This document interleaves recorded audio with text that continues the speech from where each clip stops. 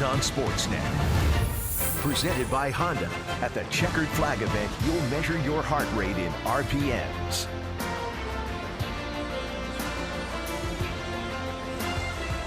Welcome to Rogers Center on a beautiful night. It is 26 degrees, hot and muggy, and Joe Biagini will make the start, his fourth start here at Rogers Center, his 8th on the season. And Joe has done a nice job since he's moved into the rotation. The field level action cam is brought to you by the Samsung Galaxy S8. Unbox your phone. Joe Biagini will make his first start against the Chicago White Sox, and he has done a nice job. In 3 starts here at home, he's allowed just 3 earned runs. So he'll be tested by this hot White Sox team. They're swinging the bats very well right now. Rick Renteria is the manager of the Chicago White Sox. They're still trying to get a long extended streak. Top of the order, Alan Hansen will make his first start in center field. Former Blue Jay Melky Cabrera, Jose Abreu, and then Avisail Garcia on an 8-game hit streak. He is leading the American League with that .343 average, and during those 8 games, he's hit .452. And then down in that 6th spot, how about Matt Davidson? Home runs in 4 straight games. He is swinging a red-hot bat. He is the DH tonight, and this will be a tough test for Joe Biagini. The 27-year-old right-hander making his 8th start after that transition from the bullpen to the starting rotation. He faced the White Sox twice last season out of the pen, tossed 2 hitless innings in his last outing. He's retired 11 of the last 12 White Sox hitters that he faced. In his last start, he took his 5th loss of the season. That was in Seattle. He went 7 innings again. That's back-to-back starts now where Joe's gone 7. He allowed 3 runs on 5 hits. 2 of those runs were allowed in the 7th inning. To have him suffer that loss, John Gibbons, his manager, put a lot of confidence in him, keeping him in there. It didn't work, but a pretty good outing by Biagini. A very good outing by Biagini. Defensively in the outfit, it's Pierce, Pilar, and Bautista from left to right. Tulowitzki and Barney, the double play combination. Donaldson and Smoke at the corners. Russell Mudd makes his 35th start of the season. He's doing the catching for Joe Biagini. Steve Pierce just activated from the disabled list with that calf strain. Played in 6 rehab games between AA and AAA. Slow start offensively for Steve with his new team. Signed a 2-year contract to come to Toronto, but that bat was heating up before that injury. He's got a mini 3-game hit streak, and the last time he swung the bat is when he injured his calf, and he hit a double and then walked off the field over a month ago. So Biagini continues to work out of the stretch. Alan Hansen, the newest White Sox player, just picked up off the waiver wire. Makes the first pitch downstairs, and we are underway. Hansen was picked up from the Pittsburgh Pirates. You see his numbers combined 40 games, just a .194 average. The home run came as a pinch hitter. His first major league home run came as his first hit with the White Sox. 2-0 now.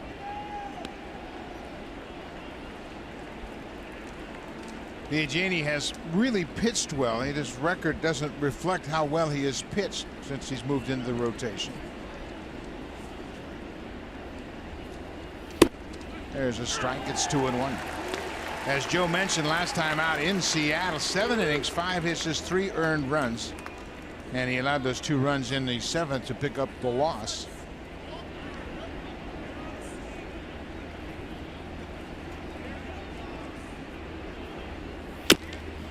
Bouncing ball off the plate. Hansen can run, and he beats it out. An infield hit bounced right off home plate, and Barney's throw to first base not nearly in time. He can scoot. Well, as soon as this ball is chopped in front of home plate, you know it's going to be an issue for Darwin Barney. He did all that he could charging this ball, but when you're dealing with the speed, watch the last bounce on the turf right here. It took a left turn on Darwin. He had to move just enough to his left, and that was probably just enough time to allow Hansen to beat that out. Well, you make a good point, Joe, because had that ball stayed true, he might have been able to barehanded make the throw with his bare hand without using the glove, but it's an infield hit. And when you're attacking the baseball as an infielder, if you attack that ball and catch it in the middle of your body, Darwin could have caught that ball and in one motion flipped it over to first. Here is Melky Cabrera. He spent 2 years playing left field for the Blue Jays, 2013 and 2014. Batting .276 for the season. He's had multi-hits in 5 of his last 8 games, batting over .400 during those games. Hansen at first. does not have a stolen base with the White Sox. He's just 2 for 6 now. But he had 36 steals in 2016 in AAA with the Pirates, so he's a threat to run.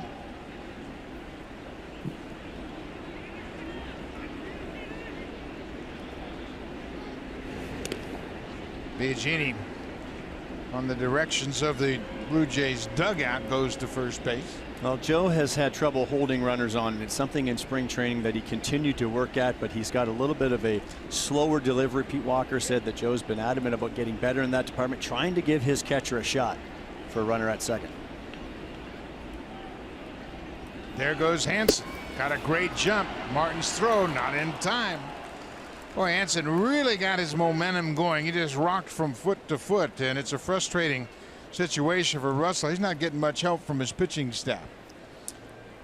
Well, he really isn't. We saw a lot of this last year too. Marco Estrada is another one in the starting rotation that has trouble keeping those runners close. And when a good base stealer gets a decent jump, I mean, you need everything to work perfectly. Your pitcher has to get the ball to you quickly, and you need to come up as a catcher to put a throw right on the mark to get these guys, and that's just going to be too late to get Hansen. So Russell out with a quick talk to Biagini about the signs with a man at second base now. You can see how Hansen just kept rocking back and forth from both feet and just kept his momentum moving toward the bag at second.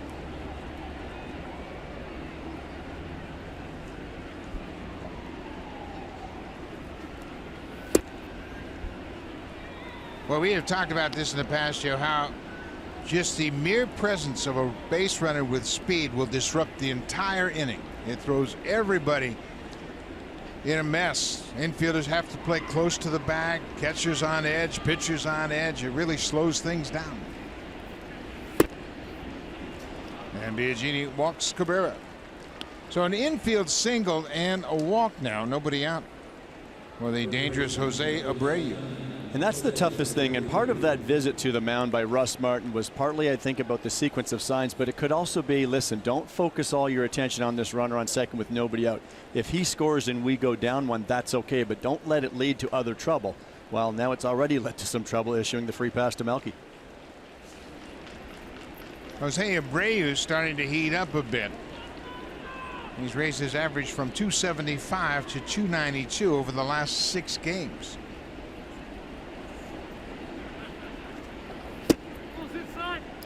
Biagini's got to get back to throwing strikes no matter who's on base, and that has been a real strength of his. It has. He's a guy that's pounded the strike zone, worked ahead of hitters, and you see the second baseman Darwin Barney going to try to keep Hansen somewhat close, but Joe really needs to focus on the hitter here before he digs himself an even deeper hole. And you got to keep an eye on Hansen in one hand, though, because this is a perfect situation to try to steal third and second, a double steal for the White Sox.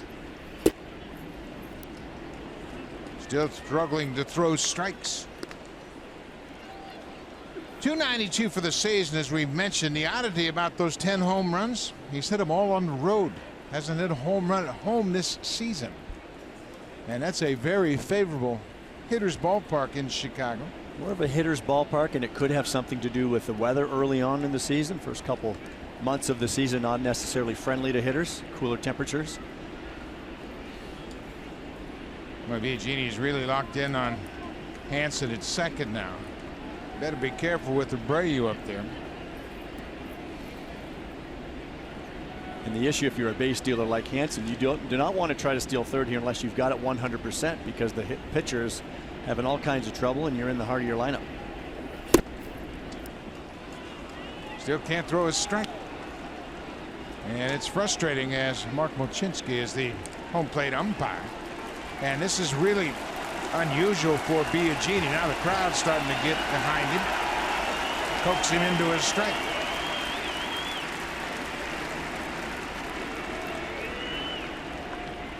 Three and 0.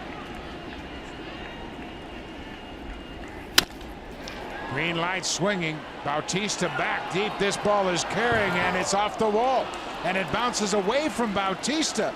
Hansen's around to score. Right behind him is Melky Cabrera. Here's the throw to the plate, not in time. Jose Abreu with a 3-0 green light hits it off the wall in right. And Bautista thought he had a shot to make a catch. Got too close to the ball. When it bounced, it went past him and allowed Abreu to reach third. Well, this ball just kept carrying to right field. It looked when Jose was going for it, he was going to be able to make a catch maybe near the warning track. But as it kept carrying, Jose continued, and this is a good piece of hitting too from a good hitter. Getting the green light with a 3-0 count. Abreu clearly looking out over the plate, and he gets a good pitch. But Jose thought he had a shot, so he continued to go after the baseball, and he gets right to the wall. By then it's too late to realize that you've made that bad decision, and with the ricochet all the way back, it allows Abreu to get all the way to third, cashing in 2 runs. I agree with you 100%. I think he had a shot at catching it, and the ball just kept carrying and carrying, and that's why he went right to the warning track. And by the time he recognizes that he can't catch it, he's right up against the fence. So Abreu drives in the first 2 runs of this game, and now you got to deal with Avisail Garcia, who's got an 8-game hit streak. Garcia is a free swinger, and he loves to swing at the first pitch. Goes after that first pitch breaking ball, and that's going to be into the seats out of play.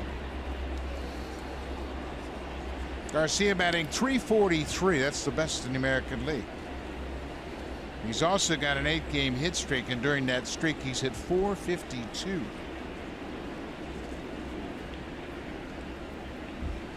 With the runner on third and nobody out, the Blue Jays will concede the run by playing the middle of the infield back, especially with the American League's leading hitter at the plate. Yeah, he'll chase a lot of pitches. You don't necessarily have to throw him a strike. A good sinking fastball gets Biagini strike 2. Last year at this time, after 63 games, Garcia was hitting .244. This season, 99 points higher.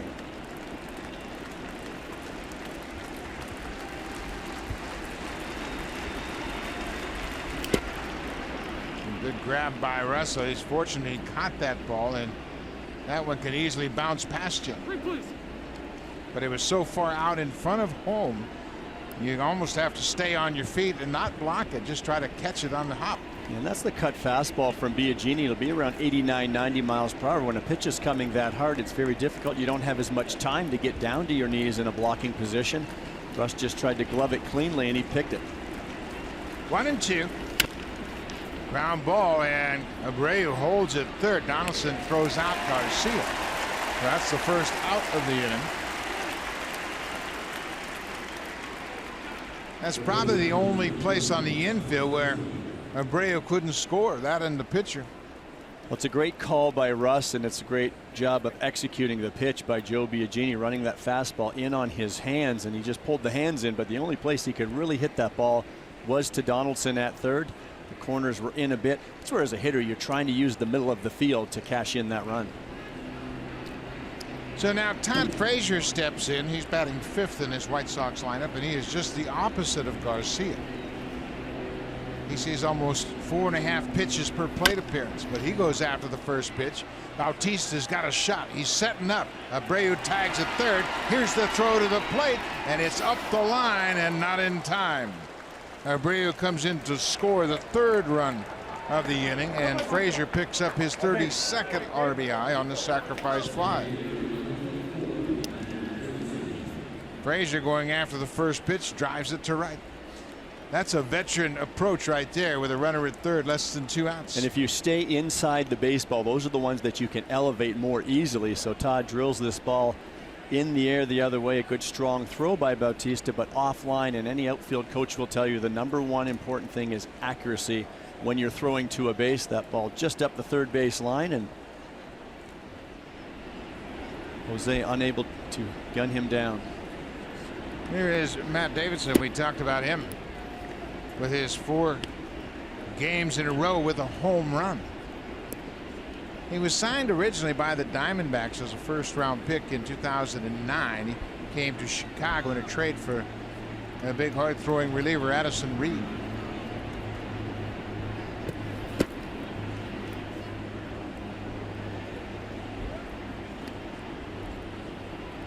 We haven't seen Biagini struggle with his control like this. He's thrown 12 balls and just 7 strikes in this inning.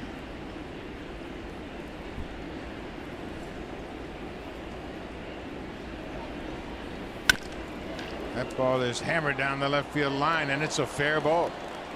Up against the wall, Pierce barehands it, throws to second, and Davidson slides in safely with 5 straight games now with an extra base hit. That ball hit right on the left field foul line. So single, triple, now double for the White Sox here in the first off Biagini. Well, and again, falling behind, looked like Joe went to a changeup right there, but this changeup came back over the inner half of the plate, and Davidson is in swing mode ahead in the count, and he got the barrel out there early, tucking that just inside the line in the left field corner.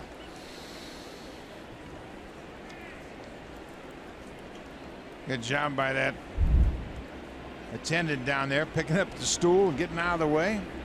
Still cleared the path for Steve Pierce, the left fielder. This is the shortstop, Tim Anderson. I think sometimes too, as an umpire, they're watching so closely at that ball, and that's a minor league call-up umpire at third base, Ryan Additon, and he was focused on the call that he actually missed. That ball caught the stool of that guard down there in the left field corner.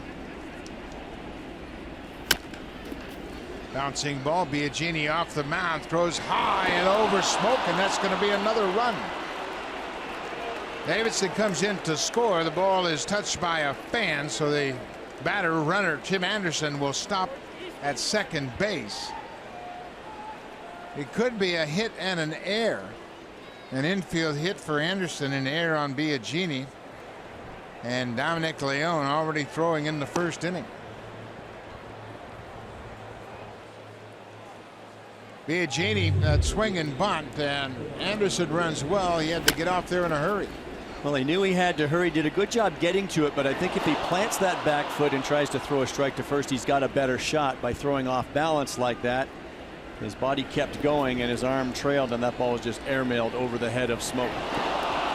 Indeed, it is an infield hit and a throwing error on Biagini, his second error of the season. Davidson comes in to score, and Anderson ends up at second. So a 4-run inning for Chicago.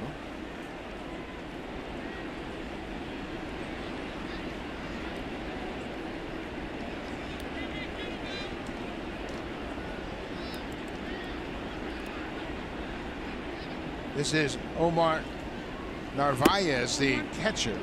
He's a switch hitter, batting left-handed. Narvaez just a .228 average.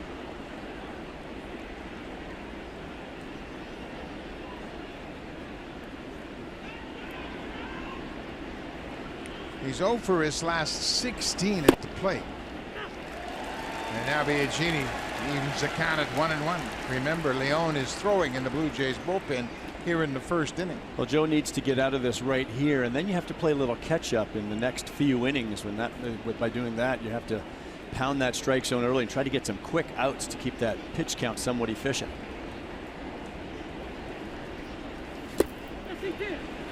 He went after that changeup. It's 1-2 now.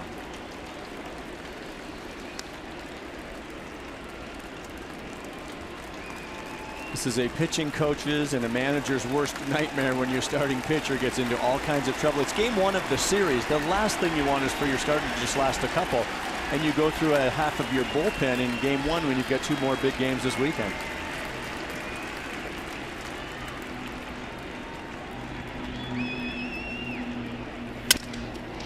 Sharply hit, one hopper right to the second baseman. That'll end the inning, but Chicago jumps out quickly. Score 4 runs on 4 hits, a walk, and an error.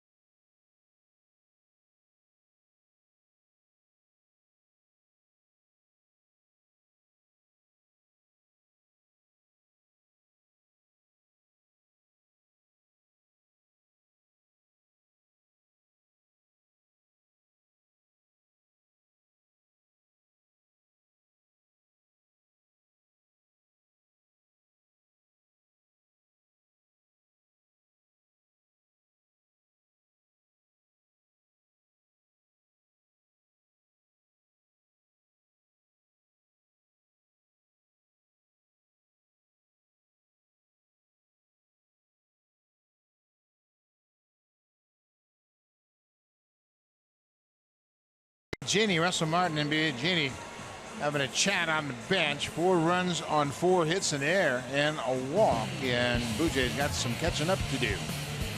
And they'll do it with this lineup. Kevin Pillar top of the order. Josh Donaldson in that 2 spot, and over his last 13 games, .354 average with 6 homers and 11 RBIs, and in the cleanup spot, Kendrys Morales against Jose Quintana. Now this is very important because not many people hit Quintana well on this Blue Jays ball club, and in fact Jose Quintana has the best ERA among starting pitchers against the Blue Jays in franchise history. He has always been tough on the Jays. 28-year-old left-hander making his 14th start of the season. He's 0-4 with an ERA of 6.5 in 7 starts since his last win. That was May 2nd at Kansas City, but it's his 9th career start against the Blue Jays, who, as you noted, Buck, has had great success, and especially in 4 career starts here at Rogers Center. He's won all 4 of them with an ERA under a single run. His last start was at Cleveland. He took his 8th loss of the season. That's tied for the most in all of baseball. Went just 5 innings, allowing 3 runs to the Indians. So Blue Jays got to be patient now. They can't get it all back in one swing of the bat. So Kevin Pillar takes the first pitch strike. Pillar hit .257 for the season, 8 homers and 17 RBIs.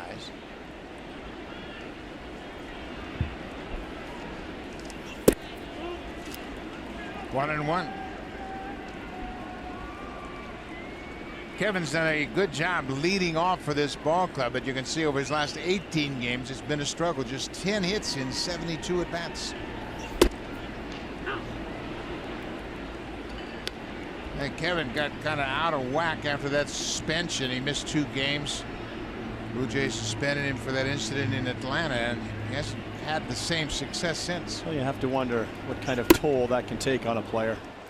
Goes after that high pitch and strikes out, 1 away. Defensively behind Quintana in the outfield, a veteran left fielder is Melky Cabrera. Alan Hansen making his first start in center, and Avisail Garcia is the right fielder. Todd Frazier is the third baseman. Anderson and Sanchez up the middle. Jose Abreu making his 60th start at first base, and Navarez is the catcher. Tim Anderson, just turning 24 years old next week, was a first-round pick, 17th overall back in 2013. He is their shortstop of the future for this White Sox club in total rebuild mode. Last year he made 14 errors. He's already got 15 errors this season. A tremendous skill set. He has a tendency at times to try to do a little bit too much and lose that focus, but they committed to him a 6-year contract worth $25 million. 15 errors, the most in the major leagues. They also have Garcia in right field, who's committed 7 errors. 5 of those are fielding errors, and more outfield errors. They really add up to runs. 1-1 to Donaldson. Now it's 2 balls and a strike. We mentioned Josh over his last 13 games, 6 home runs, 11 RBIs. He and Justin Smoke have really provided the majority of the offense in this month of June. Smoke and Donaldson have combined to hit 11 of the 30 home runs the Blue Jays have hit in the first 12 games this month. And Josh is a hitter that will use the whole field. Very interesting to see the White Sox shifting him as we see the second baseman Yolmer Sanchez slide back on the other side of the second base bag. But Josh will use the whole field to get his hits. A real complete hitter. Jose Bautista's on deck, and Bautista, like so many of the Blue Jays in this lineup, not having a lot of success against Quintana. 3-2 pitch to Donaldson. Base hit up the middle. Well, Josh gets a 1-out base hit. This took it right back up the middle. He has had some success. That's his 6th hit against Quintana. He's now 6 for 18. Well, Josh is a very special hitter. He gets a full count here, and he's hunting the fastball. I think catches this ball out front, hits it very hard, but more importantly finds the hole on the left side of the infield. He can control that leg kick and keep his hands in a position where he can get to just about any pitch in the strike zone. Here is Jose Bautista batting with 1 out. He takes the ball. .232 on the season, 11 homers and 30 RBIs. Bautista hitting .143 in the month of June. And he's 0 for 17 against left-handed pitchers. And it's interesting that you note that the Blue Jays have struggled against left-handed starters, and I think part of that reasoning is, number one, you don't see them as much, but number two, it's a different angle. It's a steep angle for a right-handed batter. And these days, Buck, I know in your days, I'm sure the lefties you faced were mostly soft guys away, right? They sunk you away, sinking fastballs and changeups. Frazier at third, second for one, quickly to first, double play. That one-out single erased on the 5-4-3 double play. Quintana faces the minimum, the bottom of the first.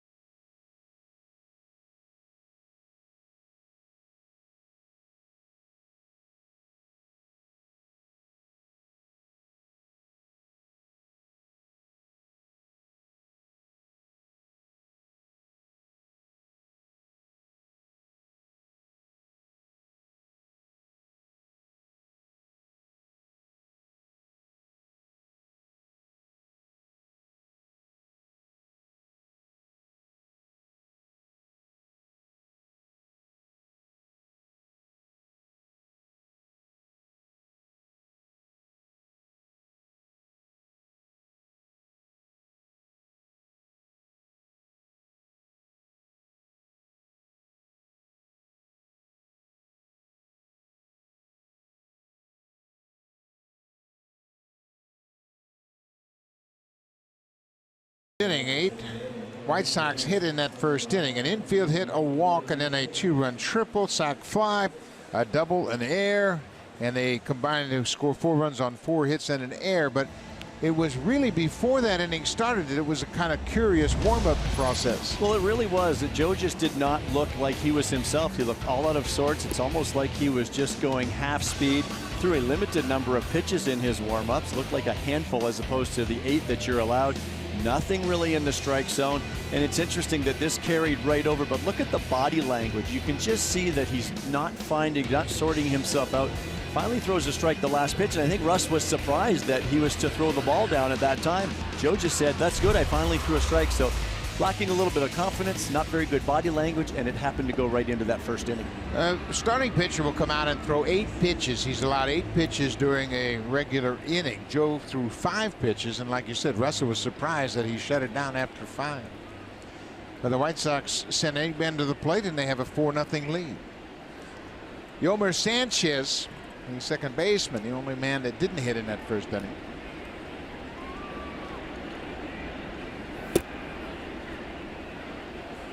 We always talk about Biagini and how he works on his delivery every single day. This is the first time I've seen him out of sorts with his delivery. He really is, and I think he looks uncomfortable. That's the best way of putting it. He's just out of sorts, and again, he's continuing to pitch from the stretch. Hasn't made that transition to the windup yet, and that's just fine. It's been working great.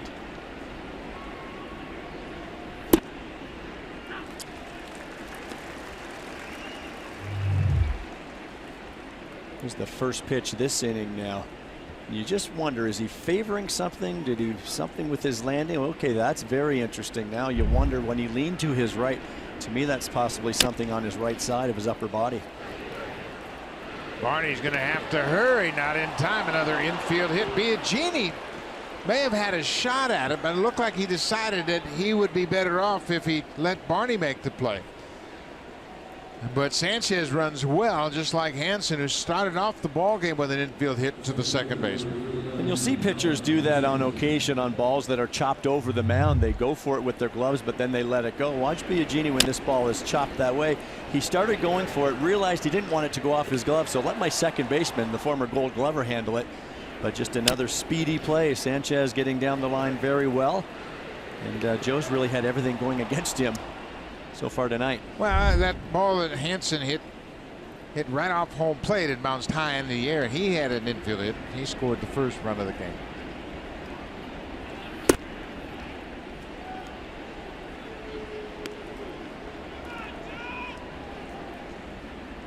Biagini is among the top 10 in throwing first pitch strikes this season. This is why this start of this game is so surprising. One thing he has done consistently well is throw first pitch strikes.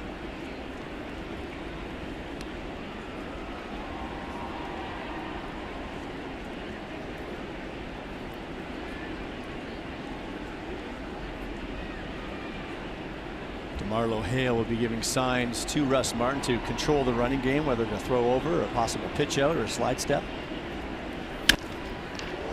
Just off of Donaldson's glove to left field. Sanchez will stop at second. Henson is 2 for 2. Donaldson just reacted and got that glove up. You could hear it tick off his glove, but it went into left field for a base hit. That's 6 hits already now for Chicago.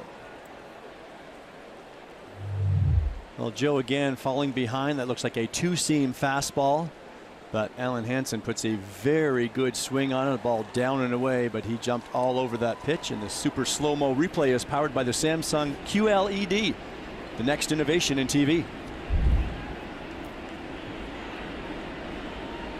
Pete Walker checking on the status of Dominic Leone, who's up and throwing once again.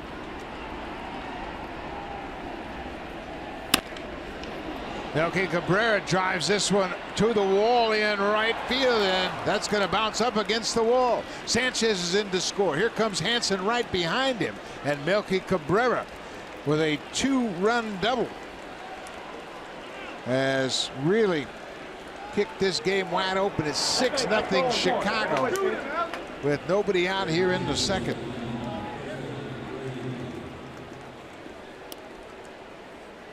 Well, Joe's tried different pitches, went to the breaking ball there. Russ Martin's going to have a visit with him right now. First pitch breaking ball out over the plate, not real sharp, and it stayed out over. Melky put a very good swing on that ball, shooting it into the right center gap, and it just doesn't seem to matter what pitch Joe throws right now. Just not seeing the crispness that we have seen in his previous 7 starts. Well, we mentioned how hot the White Sox were coming into this game. They have averaged 5 runs a game over their last 29 games. They've already surpassed their game average here tonight, and we're in the second inning. Jose Abreu had a 2-run triple back in the first. He goes after this pitch, and this pitch is going to get down all the way up against the wall in right center. Melky Cabrera is around third. He's going to score, and Abreu is really locked in right now.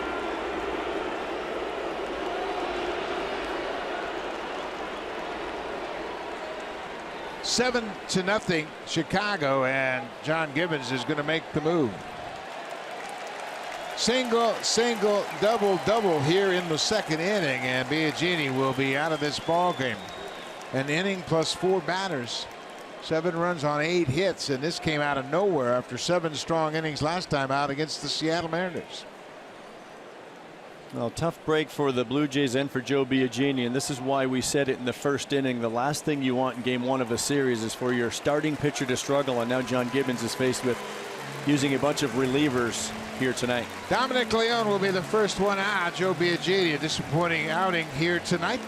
The Blue Jays trail 7-0.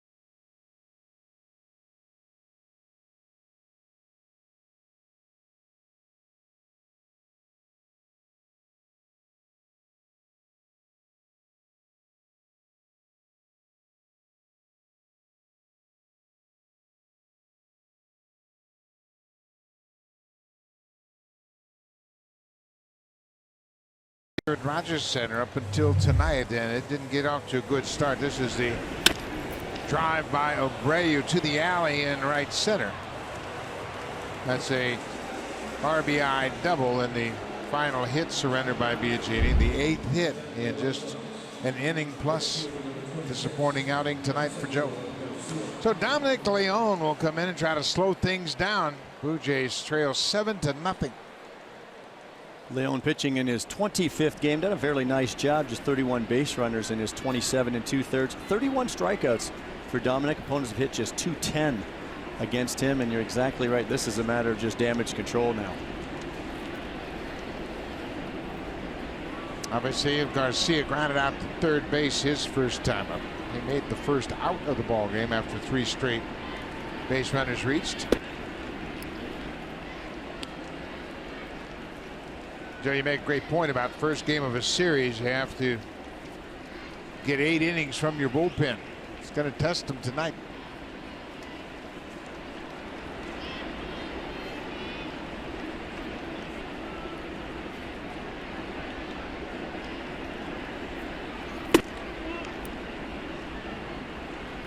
(2-0).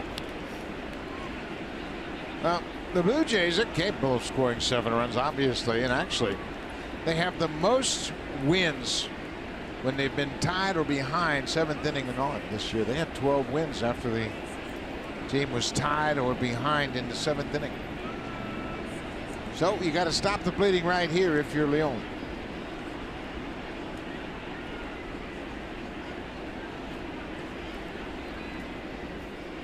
Dominic will average around 94 miles per hour with that fastball. He's also got the slider and the cutter, similar repertoire to the starter today, Joe Biagini. But Dominic's really come into his own here. His best season was his rookie year when he was out in Seattle in 2014, and he's trying to get back to where he was, continuing to tinker with that delivery. Well, there aren't many White Sox in this lineup that have faced him before, so he would be well advised to pitch ahead, and he's not done that against Garcia. He's behind 3-0. You can't just lay it in there. We saw that with Abreu in the first inning. Hit a 3-0 pitch for a 2-run double. Well, this team can swing the bats. Not a lot of pop. They don't slug the baseball a whole lot, but they can certainly hit for average, and they have showed that early tonight. Right on the corner for strike 1.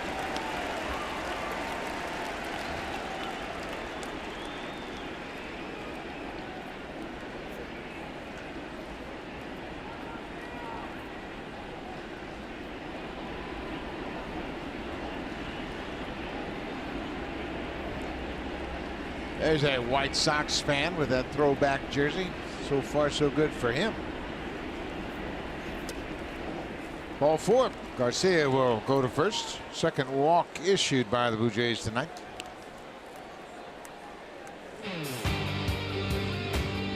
Hit a home run with any project this season. Home Hardware, proud sponsor of the Toronto Blue Jays.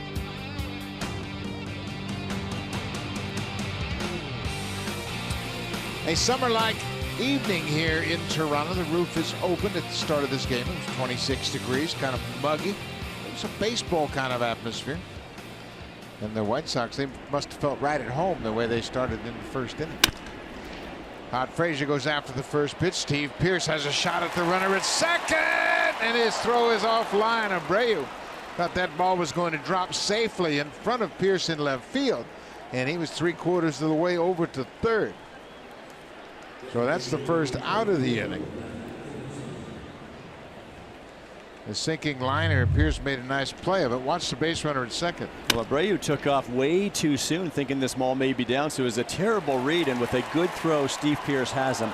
There's no error on this play, but this is a play that is not made by an outfielder by the Blue Jays, and that's going to cost the team. And those are the ones. Steve Pearce back in the lineup, first time tonight, but those are the plays you want to make sure that you're making if you're going to play winning baseball. Well, second, it would have been the second out, and also it would remove a runner from scoring position, and now you bring up Matt Davidson.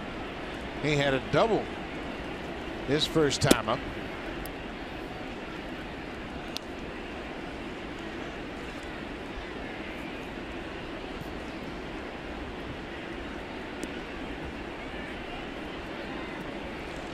We mentioned he has homered in 4 straight games. He's the first White Sox to accomplish that feat since Alex Rios, the former Blue Jay, did that back in 2013. He's got off to a fast start. He accomplished those 4 straight games with a home run in April of 2013. Club record is 5. It has been done 7 times previously. The last to do that, the catcher A.J. Pierzynski in 2012. 5-game hit streak with extra bases in all 5 games. Mighty cut.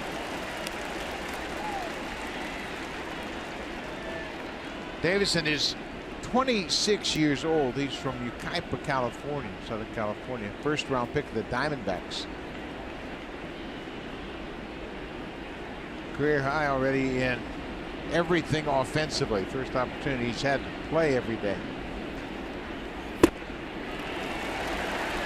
94 with the heater up and away.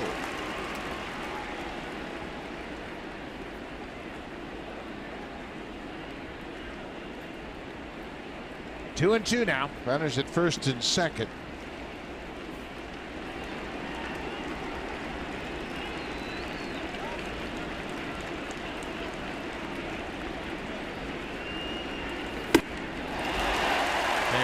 With the same pitch. Davidson strikes out. It's the first strikeout for the Blue Jays tonight. Well, Leon has a very good arm, and he can get it up there 93 to 95. We're seeing a lot of 94s from him tonight, but when you elevate that fastball, it sure looks good as a hitter because it's close to your eyes, but it's a very tough pitch to catch up with.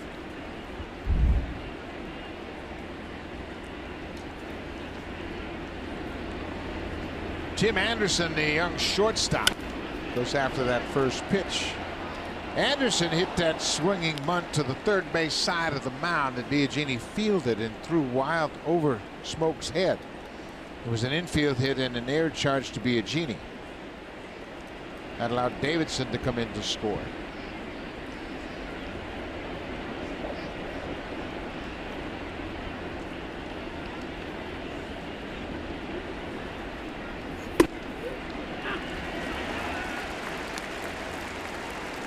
Yeah, there's no reason not to be aggressive now. Fill that strike zone up.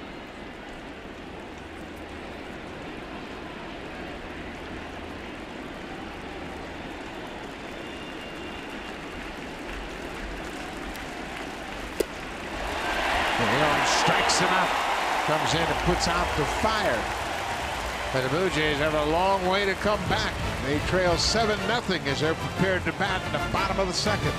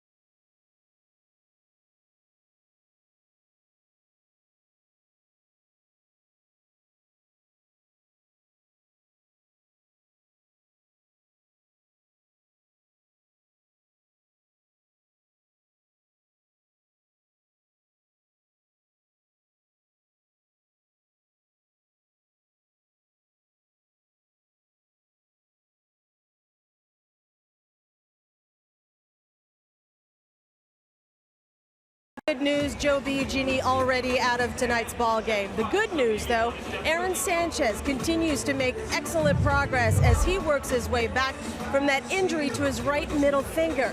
Today, for the very first time since May 19th, Sanchez was out there in the bullpen throwing off a mound.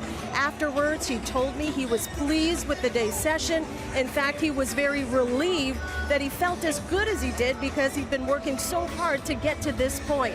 Sanchez had full extension on his pitches. He threw everything: fastball, changeup, curveball. Of course, Sanchez understands there's a big difference with what he did this afternoon and pitching in a big league ball game, but today was a good test to see how that finger would hold up with more and more pressure placed on it. Looking ahead, Buck, he'll throw another bullpen Sunday or Monday, a simulated game after that, maybe Thursday, he estimated, then a rehab game after that, then it's decision time. Does he throw another rehab game, or does he make his return to the rotation? Big decisions ahead, Buck, for manager John Gibbons. Absolutely, and I think now they realize you have to be patient with this injury to make sure it's 100% healed before you thrust him back into a big league game. I think Aaron understands that as well. Yeah, it's been a frustrating experience for Aaron, to say the least, especially coming off that outstanding season last year. High fly ball deep to center, and Morales has done it again. Kendrys Morales, his third career home run against Jose Quintana. We mentioned he was one of the few Blue Jays in this lineup that has good numbers against the lefty, and he didn't waste any time. A leadoff home run here in the bottom of the second.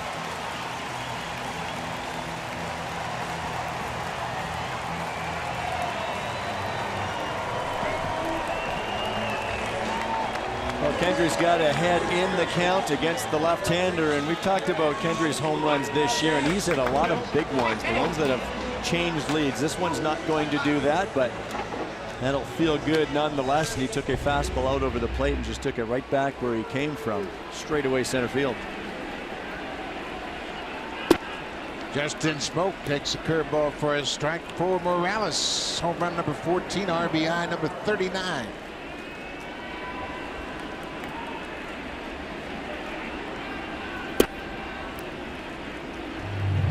Kendrys is a big, strong man, and he gets a fastball here, and that's one thing you're not going to throw by him is a fastball. He's been all over the heater this season.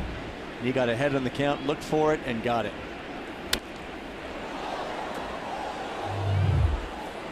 Kendrys' good short, compact swing, a little bit different from the right side. I think it's a little bit more of a short swing, straight to the baseball, but when you get to the barrel, to the baseball that quickly, the rest is just a big, strong man behind that ball and behind that swing.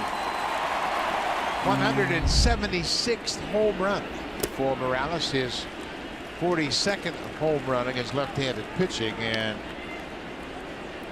Francisco Liriano says, man, you hit it right there on the barrel. I wonder if it dented the bat a little bit. Well, I tell you what, there's not much give in any of those bats nowadays. He's been squaring it up pretty consistently lately. Smoak takes strike 3 on the inside corner. Quintana gets the strikeout, his second of the night. That's what we were talking about earlier about right-handers against left-handed pitching. This is a good fastball by Quintana. All in on the hands of Smoak, catches that inside corner according to home plate umpire Mike Muchlinski, but that's a tough pitch to handle when you also have the breaking balls that he'll throw to both sides of the plate to try to cover. Troy Tulowitzki, the shortstop. Tulo's batting .226 for the season. 2 homers, 15 RBIs.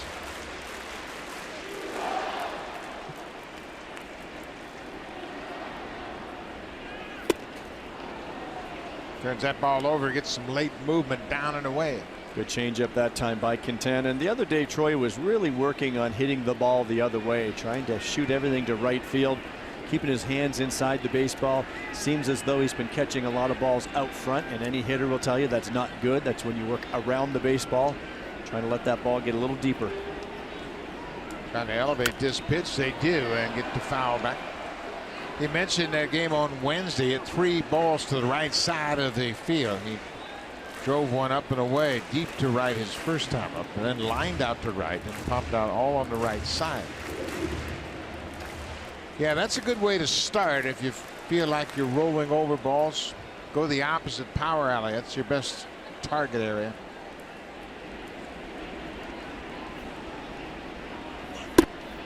Off the plate. 1-2 now. Quintana is 28 years old. He's from Colombia. In fact, pitched in the WBC for Colombia.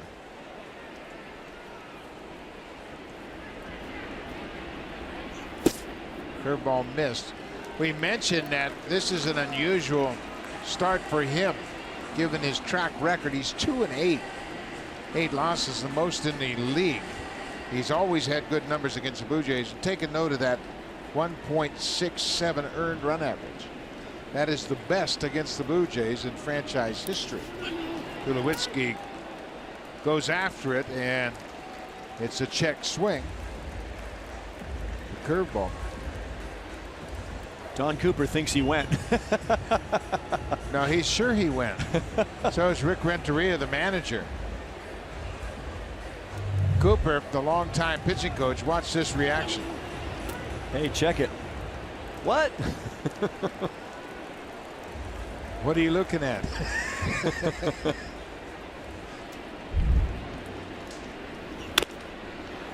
That's bounced foul. That's a pitching coach pulling for his pitcher right there, no doubt. Don's a good one.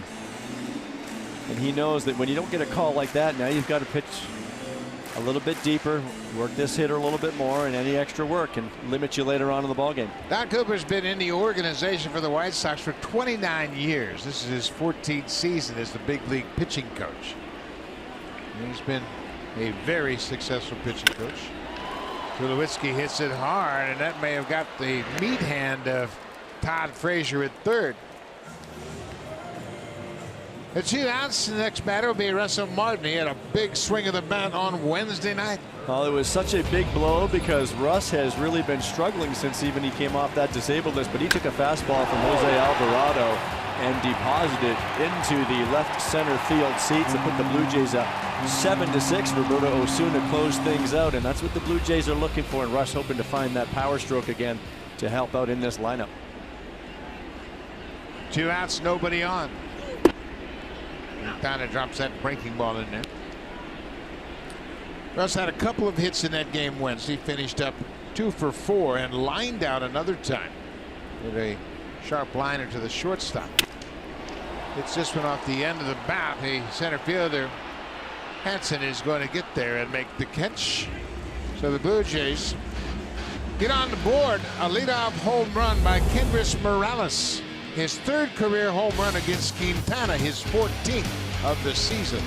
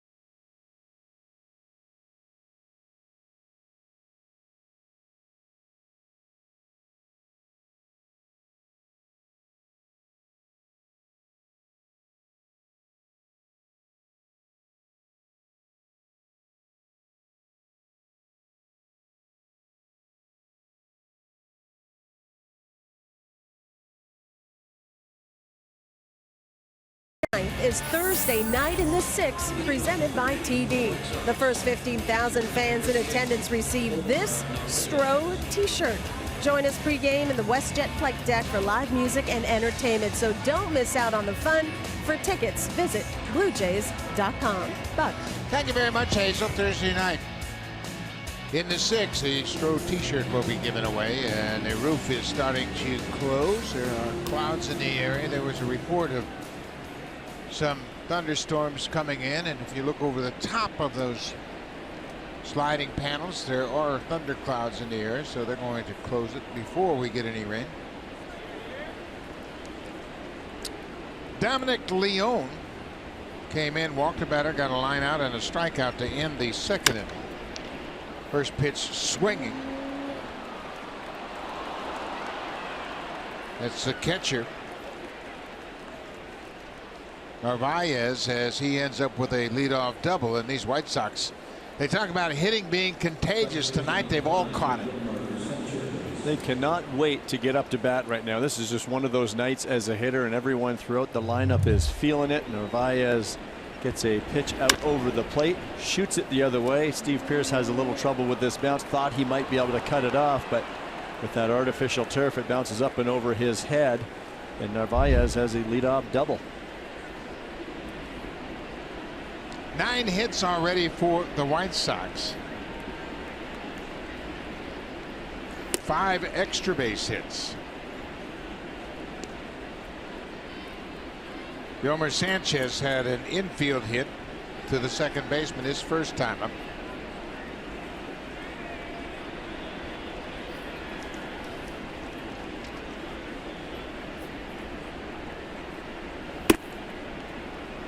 The White Sox come into this game 29-36, but boy, they have a lot of confidence against the Blue Jays. They've won 4 straight at Rogers Center and are 12-6 here since 2012. Rick Renteria in his first full season as the manager. Like what he's seen so far from his ball club. Renteria has held these players to a pretty high standard. He insists that they run everything out, put a lot of pressure on the defense. They will start runners. They will play hit and run. They don't have a lot of blazing speed, but they'll put runners in motion from time to time.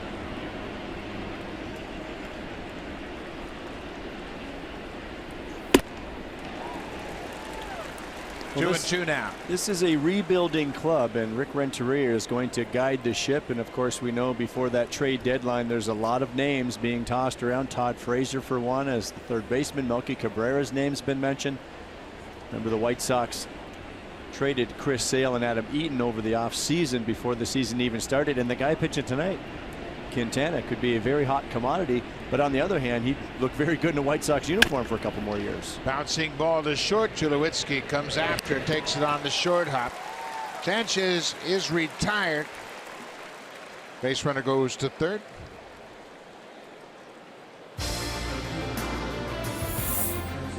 The Honda checkered flag event is back. Hurry in to grab the Civic that matches your game.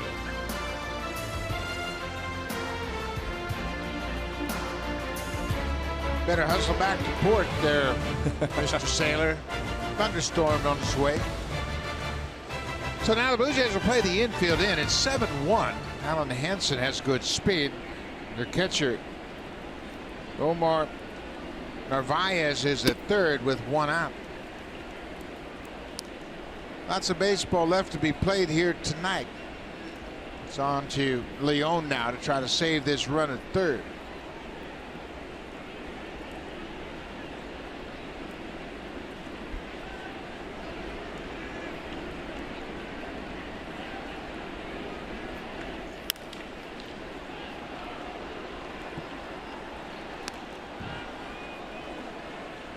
You see the infielders talking it over now. Tulowitzki comes over to Donaldson to give him his ideas about where he's going to play now.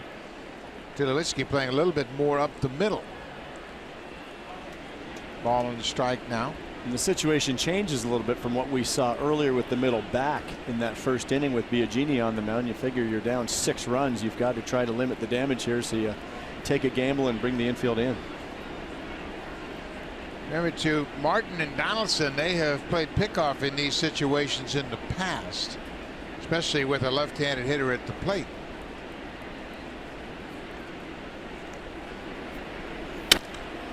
Bouncing ball up the middle, true for a base hit.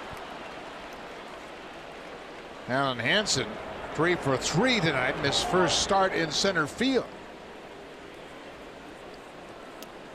So just like that, the White Sox get that run back that they gave up in the bottom of the second. Well, it's a good piece of hit, and Alan Hansen just looking for something that he can drive. 2-seam fastball from Leon. You see that movement going away from him. He got it off the end of the bat.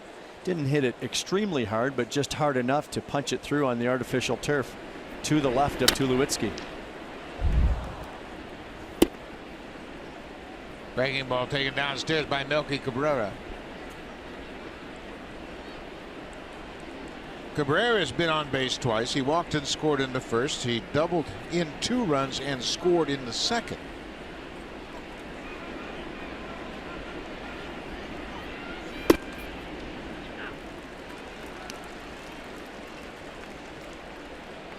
The top 3 hitters in this lineup are 6 for 6 with a walk. They haven't been retired yet. Hanson, Cabrera, Abreu.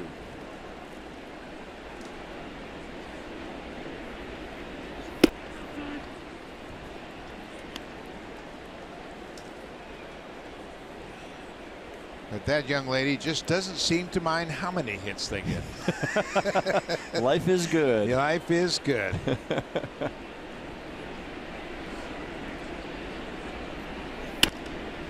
Melky flares it down the left side, and that ball is foul.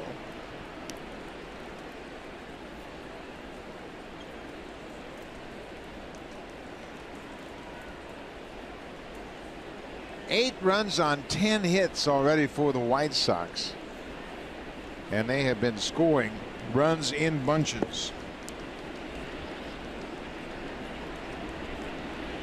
Coming into this game, over the last 29 games, they've hit 38 home runs and scored 146 runs, averaging 5 runs a game.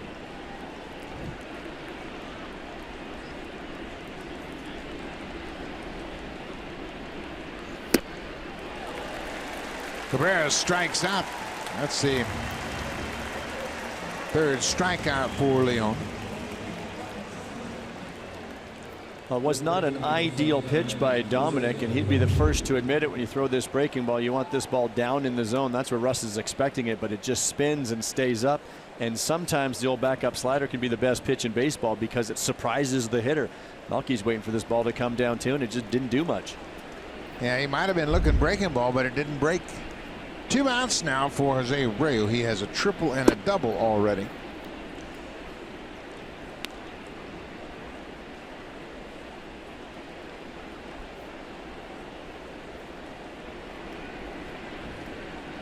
Abreu has now reached base in 13 straight games, hitting an even .500. 13 for 26. Pulls this one to Donaldson. Nice hop for the 3rd baseman. And the inning is over, but the White Sox score another run. They have an 8-1 lead as the Blue Jays will bat the bottom of the 3rd.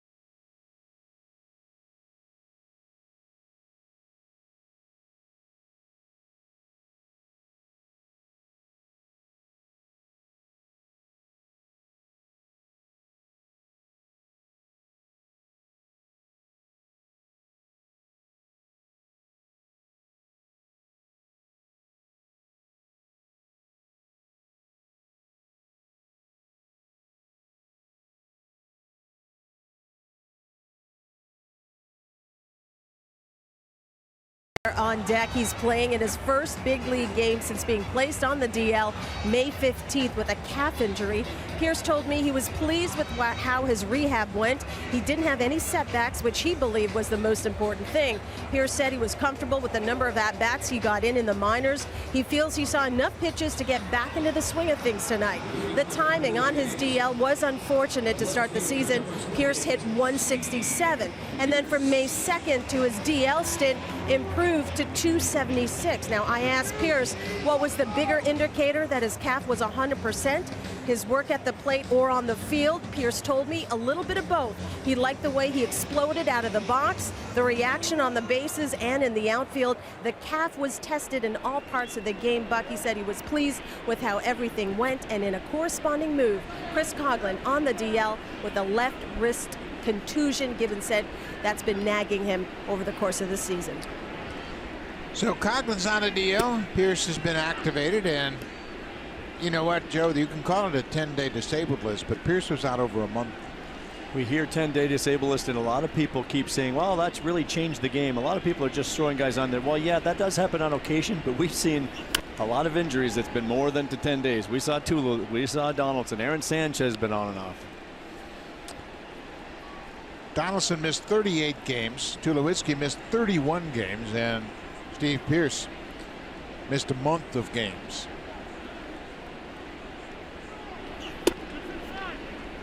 I don't know that I remember so many injuries around baseball. It's just not the Blue Jays. It's everybody. No. I mean, the Mets have been decimated. They just most recently lost their second baseman and their center fielder, Juan Lagares, Neil Walker, and there's significant injuries. CC Sabathia, he's going to be gone for a month. There's one thing consistent, it's that it's around baseball. And yeah.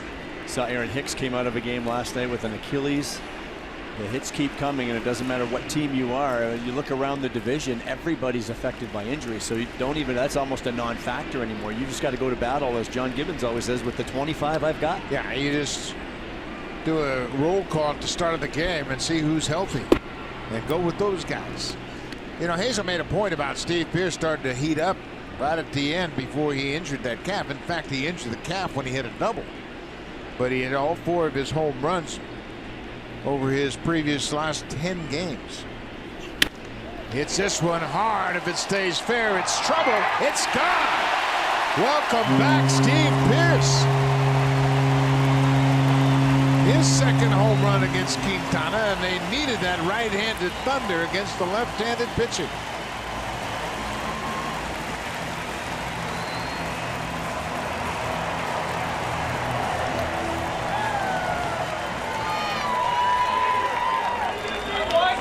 Home runs in his last 11 games. Well, this is exactly why the Blue Jays signed Steve Pierce to a 2-year contract to provide a little thump from the right side. And Steve joked earlier today about hitting again on his rehab stint in the minor leagues. I said, when's the last time you were hitting in the minor leagues? And he said it'd been at least a few years, but he joked, he said the parks are so dark it's hard to see. Some of them, the scoreboards are in center field, they're not high enough, so the pitches come out of the backdrops. Well, the lighting's a little better here, Steve. Yes, it is. Now when Barney gets jammed and hits it to Frazier at third, one away. Another look at this line drive homer off the bat of Steve Pierce. Steve does not have a whole lot going on with his swing. You see Quintana trying to come inside with that fastball. The catcher had to come back over and he missed it, but he's got a very short, compact swing, just a little toe tap there. And he accelerates that barrel to the baseball, and that got out in a hurry. This was a line drive that I thought was going to go off the wall, but that's how hard he hit it. It got up and over it. His last hit was a double to left field, and he blew out his calf before he got to first.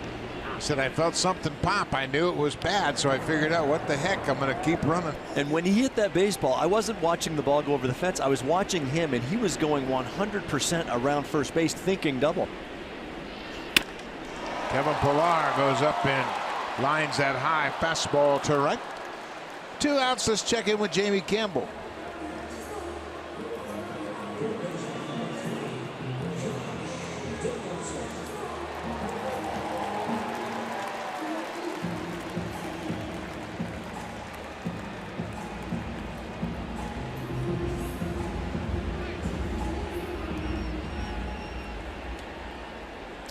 The Cubs have had pitching problems. Eddie Butler is pitching tonight, and so far so good for Butler. 3 innings, no hits, just a walk, and they've got an early lead. Josh Donaldson had a single to center on a full count pitch his first time up.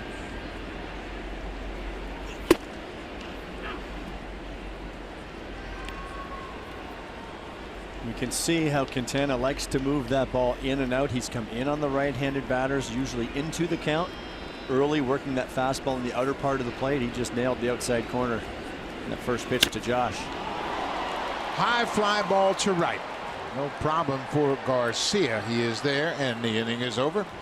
But for a second consecutive inning, Quintana gives up a leadoff home run. This time it's Steve Pearce in his first start since May 14th. He goes deep, but it's still 8-2 Chicago.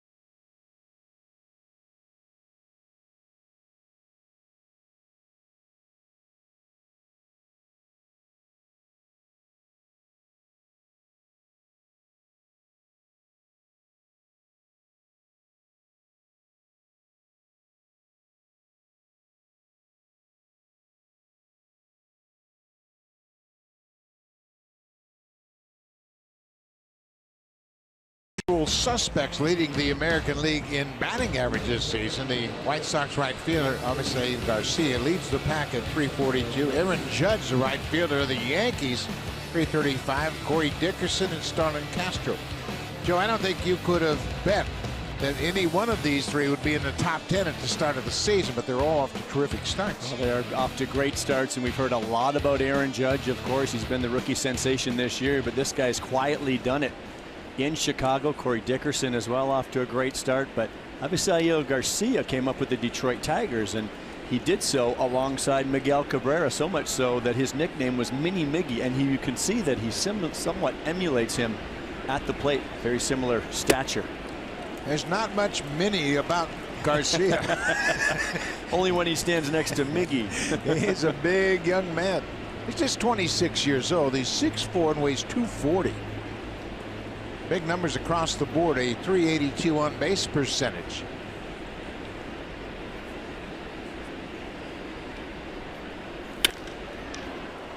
Line drive to right, but right at Bautista. One away. Super Slow-Mo Cam.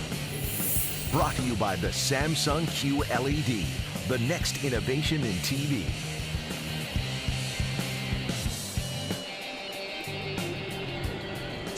One out. Todd Frazier will step in. Joe, you mentioned the White Sox. Everybody speculating they were going to make a bunch of trades before the trade deadline. Frazier's name has been thrown around.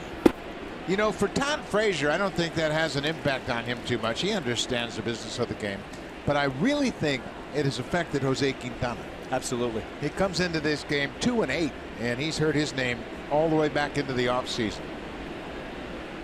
And a lot of people feel that he's still quite possibly on the market, but you have to look at it. If you're the Chicago White Sox, he's still under control for a couple more years. This is a guy that's made 30+ starts the last 4 seasons.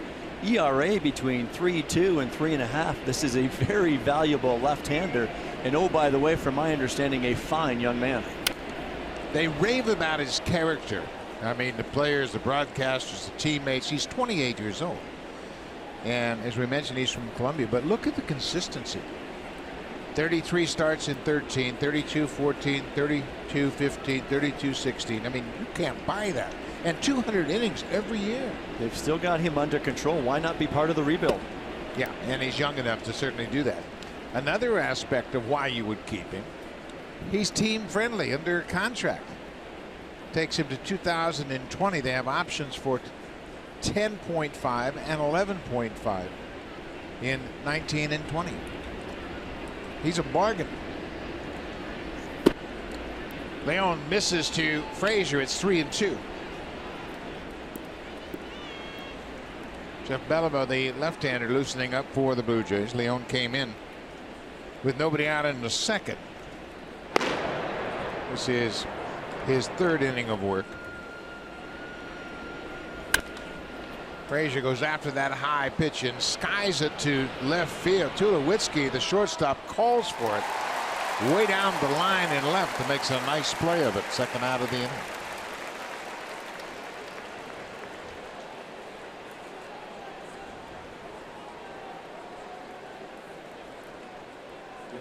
So that'll bring Matt Davidson to the plate.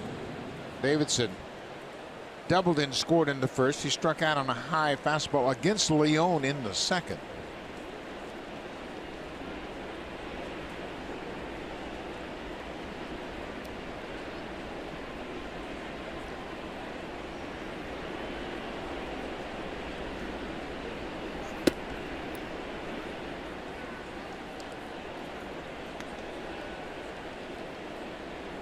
Dominic Leon, this next pitch will be number 40, so this will probably be his last inning.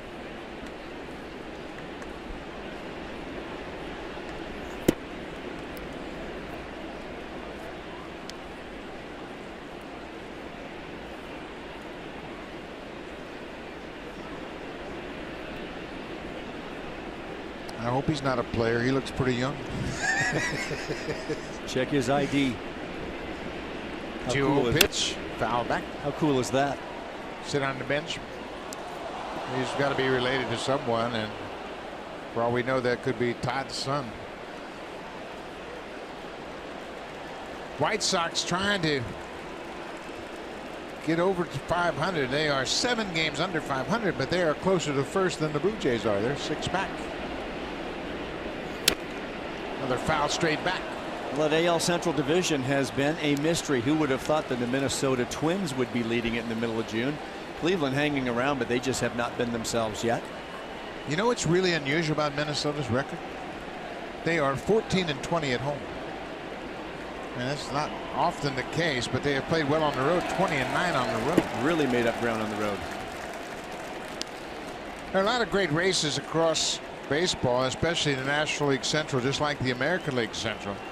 Top to bottom, separated by 5.5 games. Milwaukee still leading by 2.5. The Cubs still under 500 at the start of play. The White Sox are in last place, but 6 back.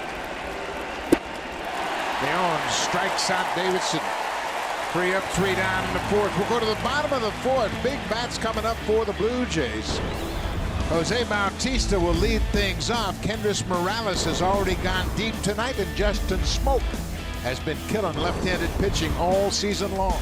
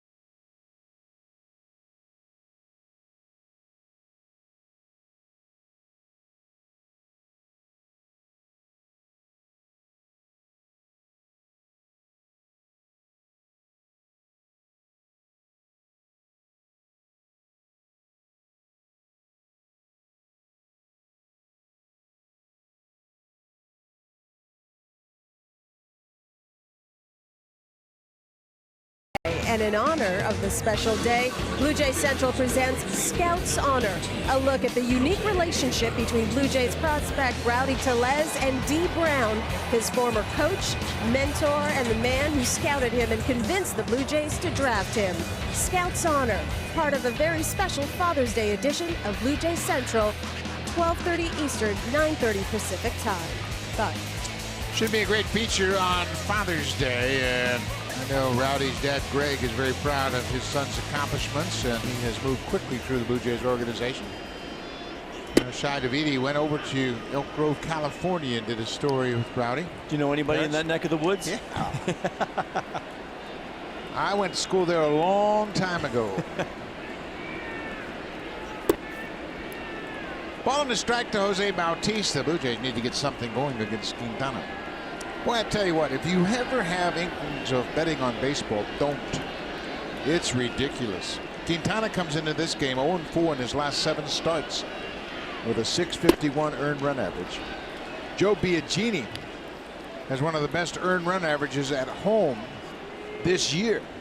101 pitching at home here at Rogers Center, and tonight he can't get out of the second. He gives up 7 earned runs in an inning plus 4 batters. So you say, oh yeah, I'm going to figure this out. Let me look at the stats. Let me look at everything, and I'll figure it out. Okay, no, there's no way Quintana's going to beat Biagini at home tonight. And he hasn't just yet.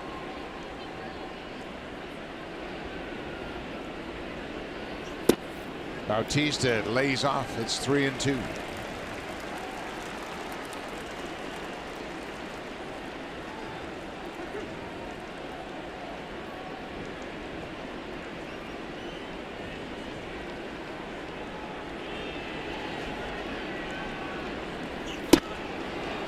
Bautista swings and misses, 1 away. So that'll bring Kendrys Morales to the plate. Well, Kendrys homered to get the Blue Jays on the board to lead off the second inning against Jose Quintana, and Kendrys got ahead 1-0 and got a fastball out over the plate. He's able to extend those big arms, and that's a big, strong man that stayed behind the baseball and drove it right back through the middle and over the center field fence.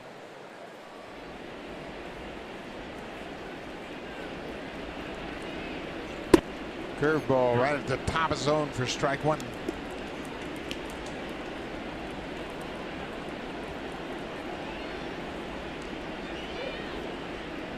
Morales is third among active switch hitters in home runs. Carlos Beltran of the Astros, Victor Martinez, and we want to wish Victor Martinez well. He was hospitalized after the game last night with an advanced heart rate, so hopefully everything is under control now. But Morales is third on that active switch hitter list for home runs with 176. Well, very dangerous, and he brought those home runs to Toronto, and you just had to believe that those numbers were going to continue to climb, and he's provided some pop in the lineup, of course, but a pitch right there is one that's given him trouble, and we'll see if Quintana doesn't go right back to the breaking ball. He did. Another curveball. Back-to-back strikeouts here in the 4th. Bautista is 0 for 2, and these two have been friends for a long time. They played junior college ball in Florida, and I tell you what, when you're a veteran player and another one of your teammates is struggling, you can relate. We've all been through those struggles in the past. No words need to be said right there. That was just a quick little pick-me-up from Russ saying, come on, Jose, keep that attitude right and keep on trucking.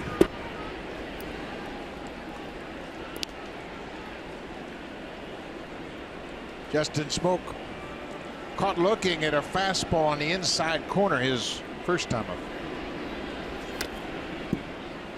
Off the plate. Quintana's got good movement with that fastball, and like we said, he's a terrific pitcher. 200 innings every year, never misses a start. I mean, Joe, what's a manager want? Consistency, predictability. You can count on him. 1-1 to Smoak. The curveball took a little bit more off of that one. And that's what I was talking about earlier, why lefties are so difficult on these Blue Jays right-handed hitters. First of all, he'll pound the fastball in at 91, 92. He'll also sink it away. But the breaking ball now, we've seen him do both. We've seen him backdoor to the right-handers. We've also seen him bounce it down and in, back foot. It's a lot for hitters to cover. Smoke shoots it down the right side, but that's going to slice foul. And more importantly than anything, it's the location. And he has been a very good command guy. Not so much this year. Been a bit of an issue for Quintana. But in the past, that's how he has that tremendous success, by commanding the fastball, but then two very good off-speed pitches to go with it. Now, for his career, he's averaged over 3 strikeouts per walk. This season, it's under 2.5. Tried to get Smoke to chase that breaking ball, then Quintana knows that he hasn't been chasing that pitch this season. That's a different Justin Smoke. We've seen a complete turnaround from last year when he eventually lost playing time. Was not on the postseason roster. We saw him chasing that pitch time and time again, but this is a different hitter in 2017. Another fastball called strike 3 for Smoke. Quintana strikes out the side in the 4th. We'll go to the 5th. Now time for a Blue Jay Central update. Here's Jamie Campbell and Greg Zahn in the Samsung broadcast studio.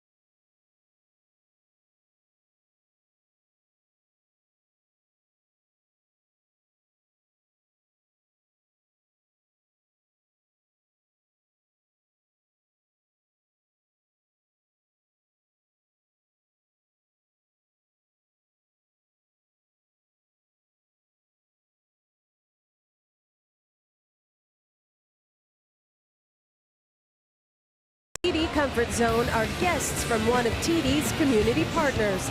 And don't forget to meet the future of your team at the 2017 NHL Draft presented by Adidas. That's coming up right here on the network June 23rd at 6:30 Eastern, 3:30 Pacific time. Thank you so much, Hazel. And obviously the fortunes of many hockey franchises have been turned around with the success and failure of their draft. And now, Joe, I think more than ever, players are moving quickly once they're drafted, and they're not wasting any time getting those guys into the NHL. You know, kids are getting there younger and younger. Of course, we're seeing that right here in Toronto with a lot of the great young talent with the Leafs. Jeff Beliveau comes on. He takes over for Dominic Leone. Leone went 3 innings. Came on in the 2nd inning in relief of Joe Biagini. Beliveau working in just his 4th game for the Blue Jays. He worked on Tuesday, pitched a couple of innings, allowed 1 run. He walked 1 and struck out a pair in that 8-1 loss to the Rays. His fastball will average around 88 miles per hour. Curveball, cutter, and changeup. Anderson fouls it out of play. The shortstop has an infield single, and he has struck out.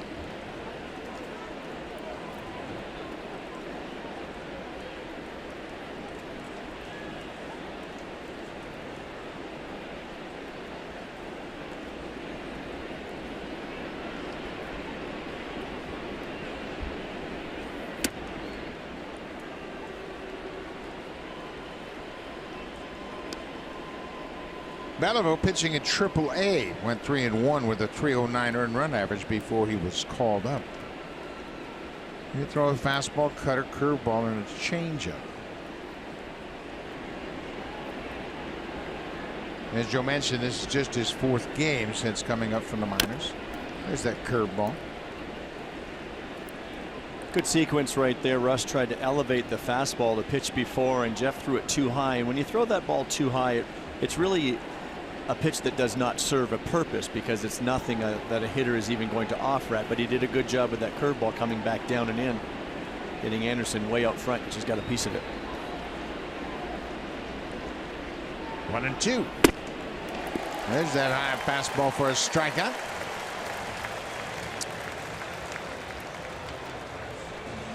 Beauty Tone, Canada's color experts, available exclusively at Home Hardware and Building Center locations. 1 out in the 5th. Beliveau strikes out the first batter he's faced. Omar Narvaez, the catcher, he is 1 for 2 with a double. He scored a run in the 3rd. Had a leadoff double off of Dominic Leone in that 3rd inning.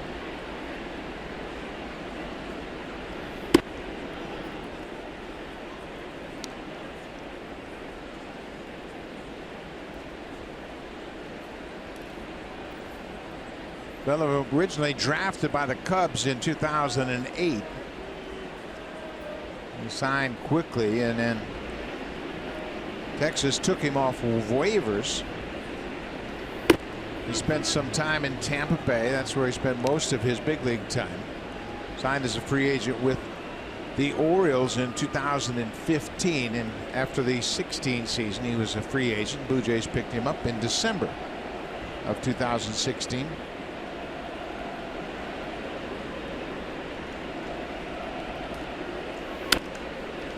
Foul back.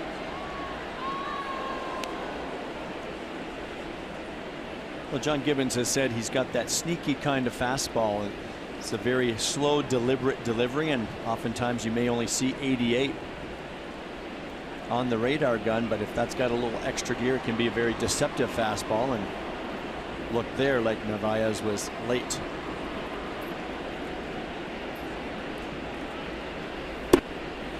There's that curveball. He starts it right at the hitter's shoulder, and it breaks over for a strike.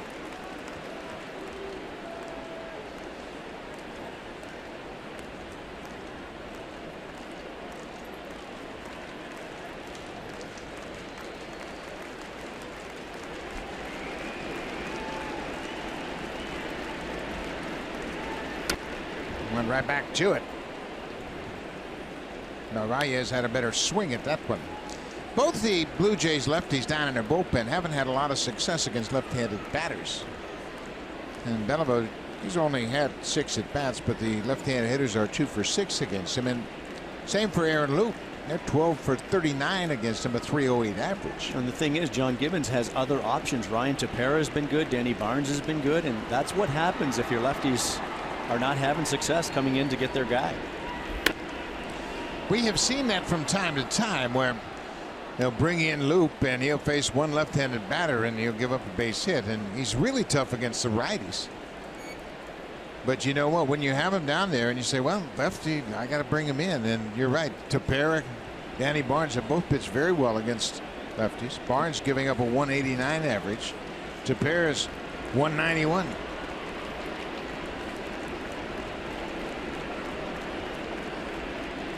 Trying to go upstairs again.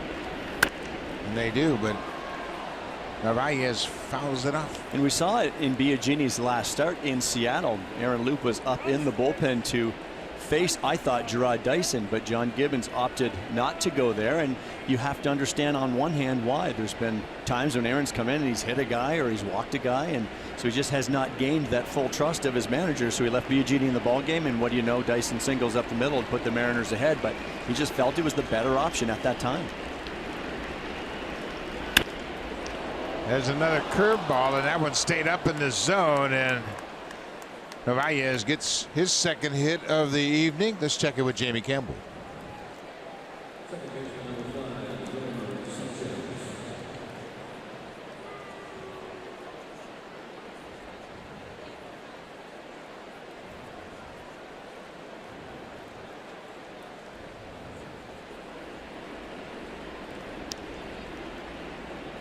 Justin Upton has an RBI. He's got 41 now. Castellanos with 2 has 35 RBIs, and Daniel Norris has a little bit of a cushion. He has 7 strikeouts through 4 1/3 tonight. Tigers fighting to get to 500 as well. That pitching again this season has been an issue for them.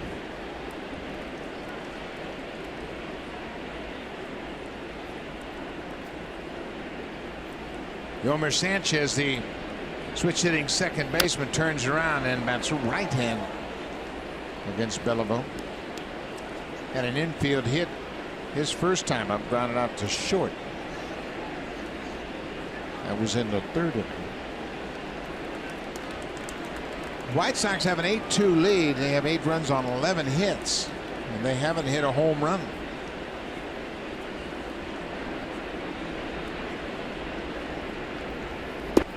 Outside, ball and a strike.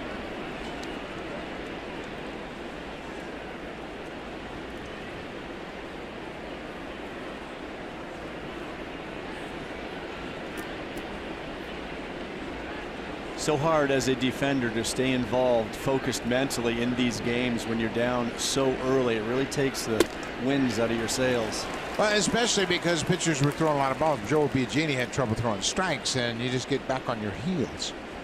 And everybody kind of reacts the same way. It's certainly unintentional, but ball after ball, you kind of lose your focus and your intensity. And it's very deflating to be down 7-0 in the second inning early in a ball game. It's not that the game is over, but very tough to stay in tune mentally. Sanchez is called out on strikes as Belleville hits that outside corner. 2 away. Good location here from Jeff Belleville, and when you can paint that outside corner at the knees, that's about the best pitch in baseball. Nicely received by Russ, giving home plate umpire Mike Muchlinski a good look, and he gets that call. Look at the way Russ holds that and even brings that up just a hair to buy himself that call. Great pitch by Belleville. Alan Hansen, he has a great start to his night. He's 3 for 3. And he turns around and bats a right-handed for the first time. Takes one downstairs for a ball.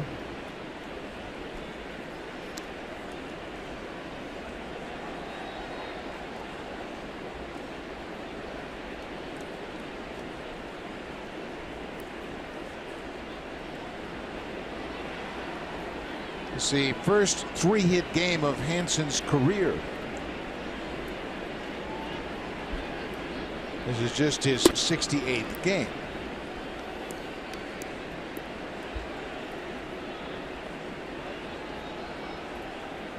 Infield single the first time up. He had a single to left and picked up an RBI base hit in the 3rd. So he is 3 for 3, 2 runs scored and an RBI.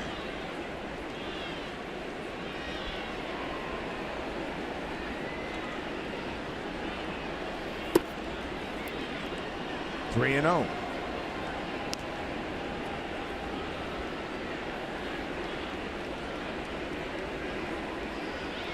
This is just the 4th game Hansen has played for the White Sox. He was claimed on waivers as the Pirates designated him. There's a strike, now 3 and 1. Well, it's a good opportunity when you get let go by one club and picked up by another, and certainly so far Hansen is taking advantage of this new opportunity with his new club, and what a nice fit it is, coming to a team that certainly is open to new and other options. Inside for ball 4. So Belleville walks Hansen. I'll bring Melky Cabrera to the plate. Two's a switch hitter. Boy, it makes it so tough when you have so many switch hitters in your lineup on the manager. You think, okay, well, maybe I can get this lefty out. Well, they just turn around and bat right-handed. Hansen, Cabrera, and the second baseman Sanchez, all switch hitters in this White Sox lineup. Melky Cabrera is 1 for 2. He has walked, scored twice, and driven in 2 runs.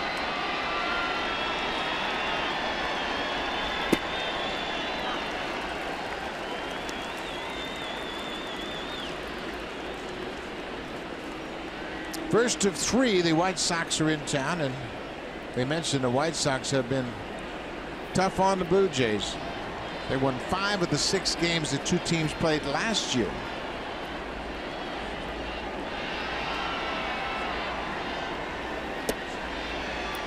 Ball in the strike. Marcus Stroman will go to the mound. Tomorrow he'll be opposed by the right-hander Mike Pelfrey. Stroman is 0-2 for his career against the White Sox, but he's 4-0 over his last 5 starts. He's thrown the ball very well. 7-2 for the season. He's excellent in that last start against the Mariners. Down the left field line. This is trouble if fair, and it is gone. Melky Cabrera connects for the 3-run home run. And the White Sox brought their hitting shoes to Toronto.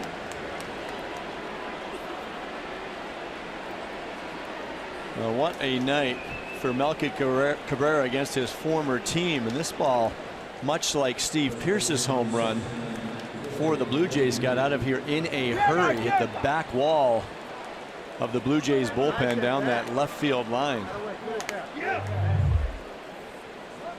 1-1 fastball from Beliveau, and it was on the inner half of the plate, about thigh high, and Melky just pulled the hands in. There's no doubt about it. The only question I had was whether it was going to hook foul, but this stayed straight as a string, and a hitter can do that by keeping his hands inside the baseball. A low liner over the wall in left, a 3-run home run. Abreu takes a strike. 11-2 Chicago for Cabrera. He is 2 for 3. A double, a home run, 5 RBIs, and 3 runs scored. That's a busy night. And there's a bat you have to wonder around the trade deadline if somebody's going to jump at. This is a guy that not necessarily a great outfielder or base runner, but he can just flat out swing the bat. His 7th home run of the season. Now with 5 ribbies tonight, he has reached the 40 mark for the season. Abreu hits a hard grounder to third. Donaldson's throw in time.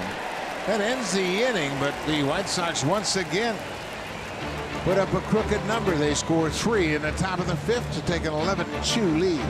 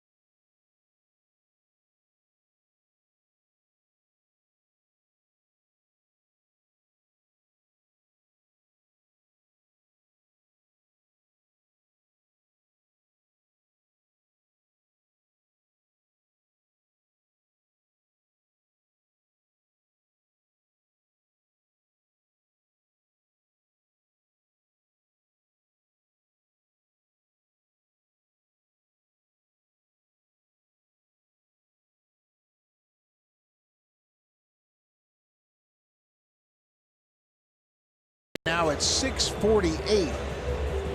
Only Bronson Arroyo has a higher earned run average among qualified starters in baseball.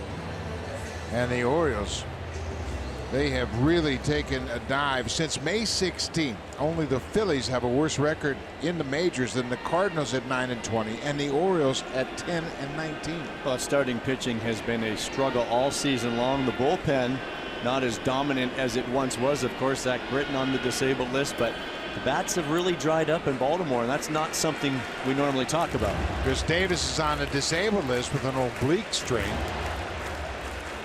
Trey Mancini left the game last night with an injury, so an area of depth now has been kind of a concern for the Orioles. It'll be Tulowitzki, Martin, and Pierce for the Blue Jays, and Tulowitzki is robbed of a base hit. Yolmer Sanchez at second, playing straight away up the middle, takes a line drive away from Tulowitzki. Well, there's reason to have a big smile on your face after you make a play like that. First of all, he's positioned perfectly, but watch the timing of this leap. A couple steps to his left, and you have to just time this perfectly at the height of your jump, because he needed every single inch of that to bring that down. Nice play by the second baseman for the first out of the fifth.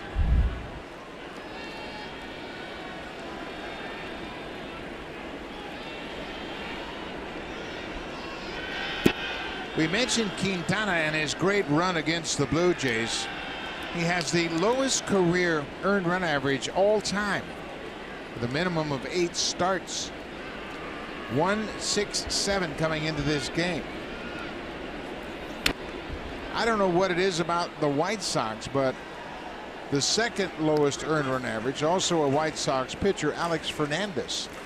He has a 1.80 career average. Then Michael Norris, Louis Tiant, and Max Scherzer have the best career earned run averages against the Blue Jays, but Quintana is the all-time leader.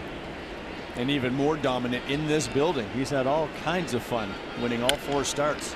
Martin pulls it to the shortstop. Anderson takes his time, throws to first, the second out of the inning.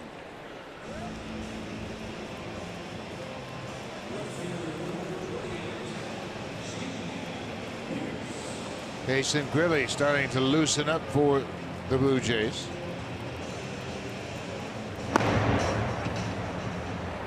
Well, Jason's been really relegated to this type of duty. I know something that he's not thrilled about, but it's been a struggle for Jason, continuing to try to rebound and make some kind of contribution to this Blue Jays bullpen. Steve Pearce goes after the first pitch. Long throw from Frazier, and he throws it over the glove, and Pearce stumbled over the bag, and he'll be awarded second as that ball bounced into the seats.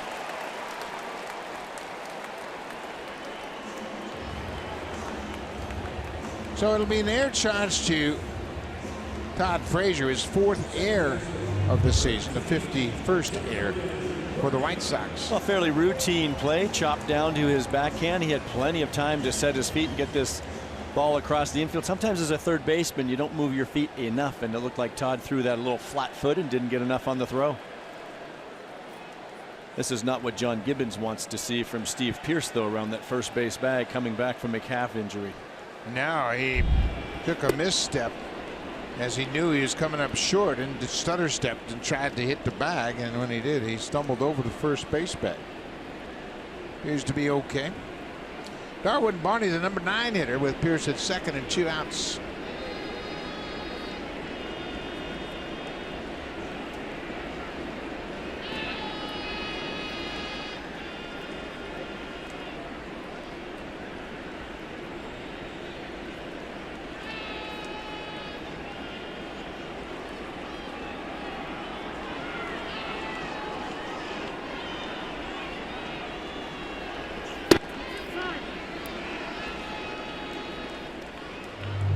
Now Steve Pearce going down the first base line. Good hustle here all the way through the first base bag, but as a runner you see that ball come up short, so he tried to navigate his feet around that bag to alter his step.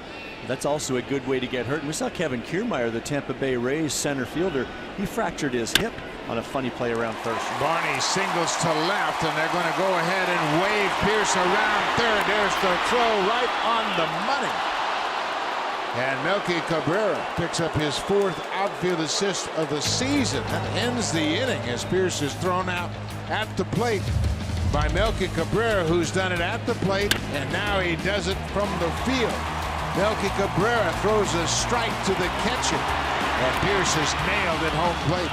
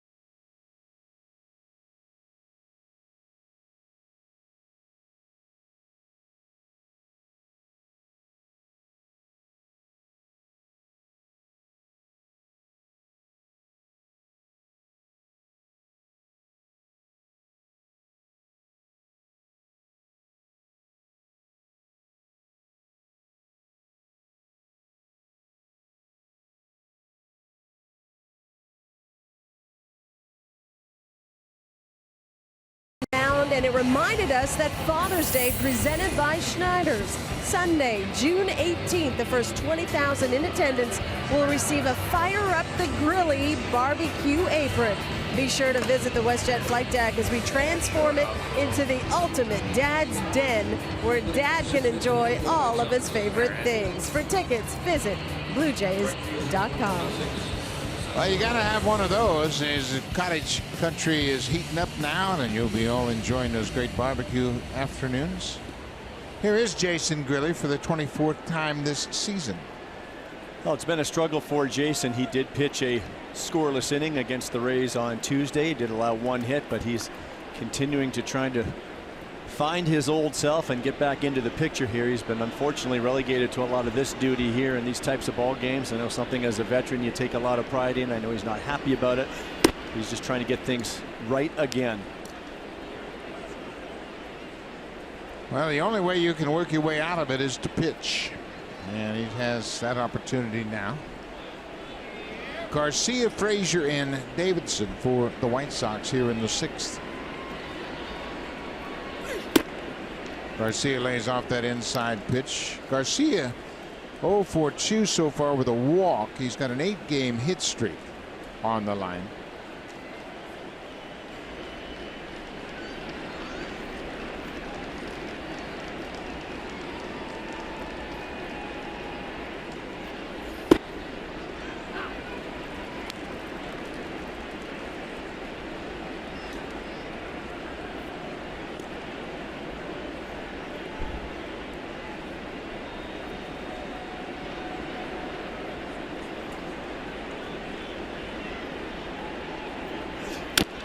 Breaking ball, foul back.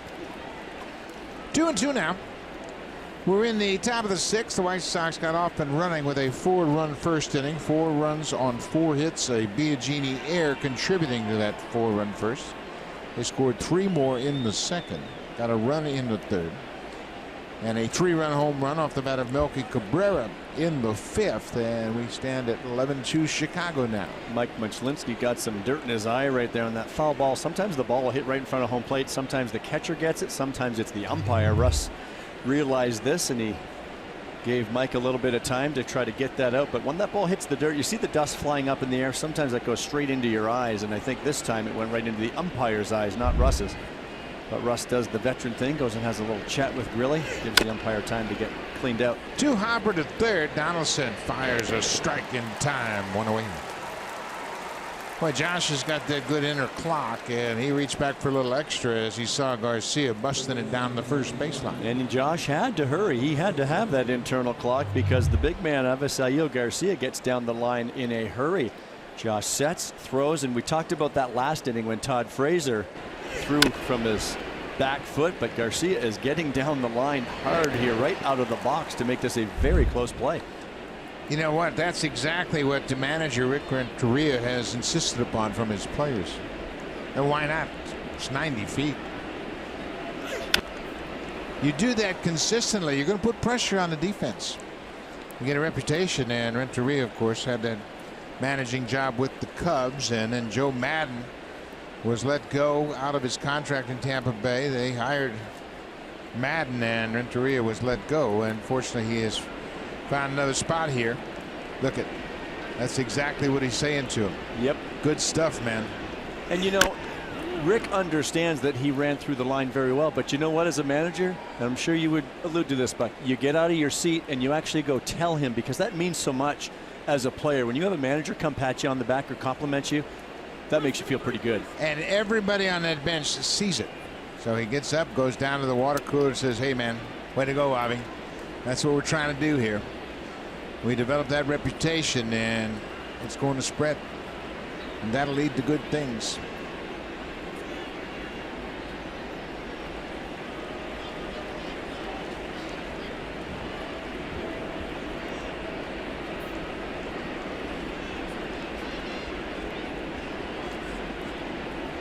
Oh, and 2 now. Russell Martin's getting some time to regroup. Todd Frazier had a sac fly RBI in the first. He has since lined out and popped out.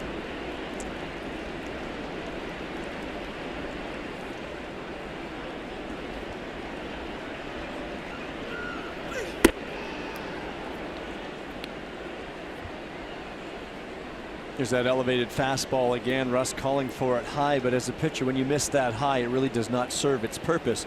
You want to keep that right about chin high, where the hitter may be inclined to take a hack at it.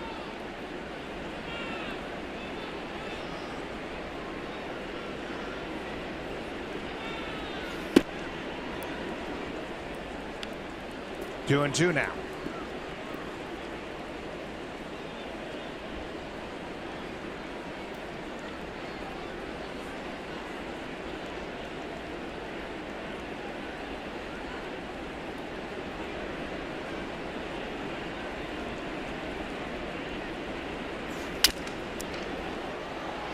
When Barney makes the catch of that soft liner hit off the end of the bat, 2 away.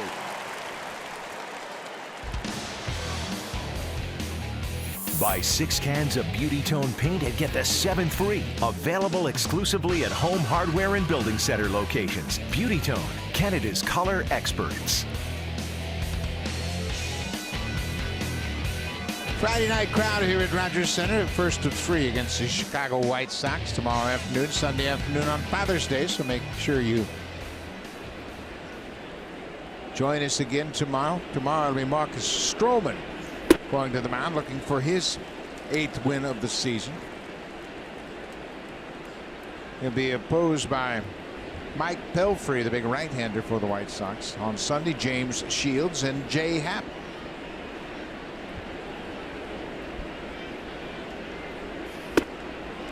There's that high fastball, effective against Davidson. Thought Marcus Stroman was as good as we've seen him in that last start in Seattle. 12 ground ball outs, and I've always thought with Marcus, if he's in double-digit ground ball outs, it's generally going to be a very good day, and he was able to use all of his pitches. So I'm incorporating that changeup a little bit. Grilly with a strikeout to end the inning. 3 up, 3 down for Jason here in the 6th. It's Matt Davidson.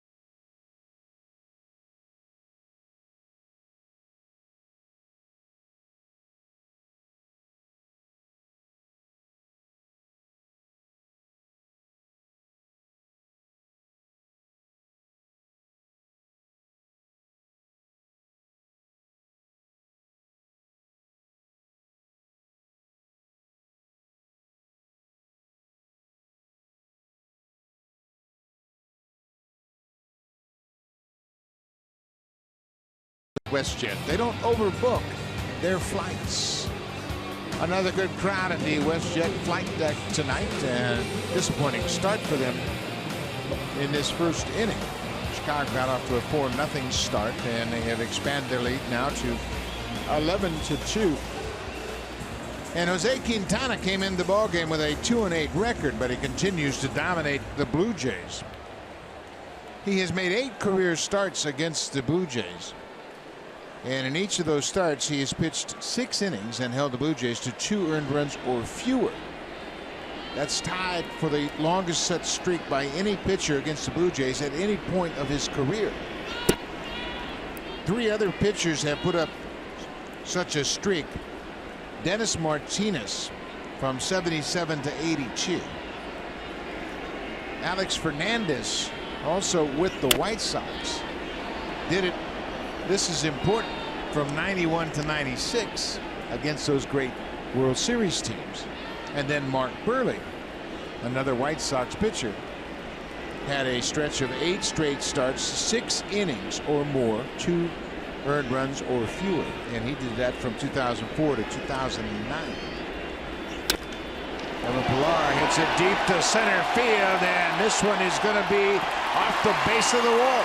It bounces over Hansen, but Garcia is there to back him up, and Kevin Pillar starts things off here in the 6th with a leadoff double. His 17th double of the season. A nice piece of hitting by Kevin here. He gets a 1-1 pitch out over the plate, doesn't try to do too much. In his last at bat, he teed off on a fastball, elevated the zone, hit it very hard to right field. So this is telling me maybe he's thinking of trying to stay on the baseball a little bit better, and he stayed on this very well, keeping that front shoulder in, driving it over the center fielder's head. That double snaps an 0 for 13 for Kevin Pillar. So he starts things off with a leadoff double here in the 6th. Josh Donaldson has singled and flied out. Goes after that first pitch curveball. It's one thing Quintana has done tonight. Walks have been an issue for him this season. He has not walked a Blue Jays batter tonight. He's had much better command, and part of his problems this year is that the secondary pitches, especially the curveball and the changeup, he has not had great command, but he's been all around the zone tonight, including 5 strikeouts.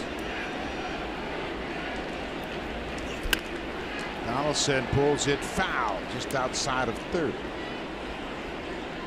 Another good crowd on a Friday night. 39,071 in attendance for the first of 3 against the White Sox. Josh Donaldson, he's behind 0-2 in this at bat. But boy, oh boy, when you look at his career against the White Sox, he has put up some impressive numbers. He has the 2nd highest career slugging percentage against the White Sox since 1913. The only guy with a better slugging percentage against Chicago, a fellow named Babe Ruth.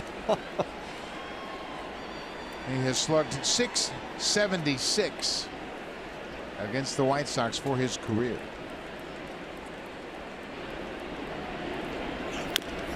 Those numbers have been compiled over 27 games.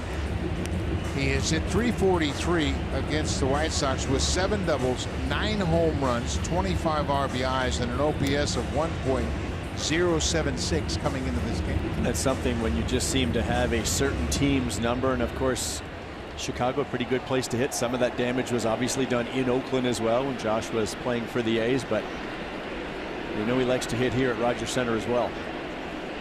He's behind 1-2. He laid off that high fastball.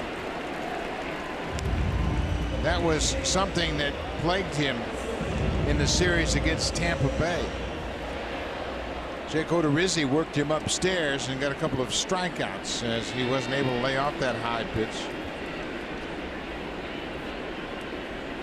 2-2 now.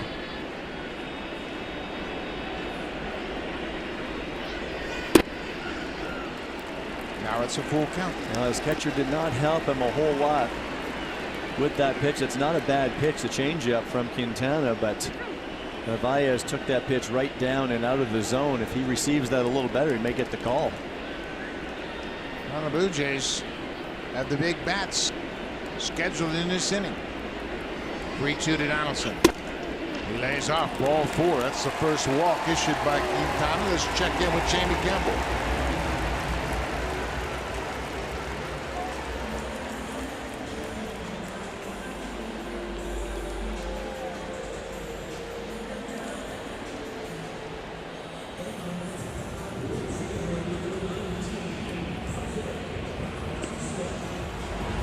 Thank you very much, Jamie. And the Blue Jays trying to get back in this game. They trail 11-2, but they have a leadoff double and a walk now, and that brings Don Cooper out to talk to his catcher and his pitcher. You can see he's talking to both of them.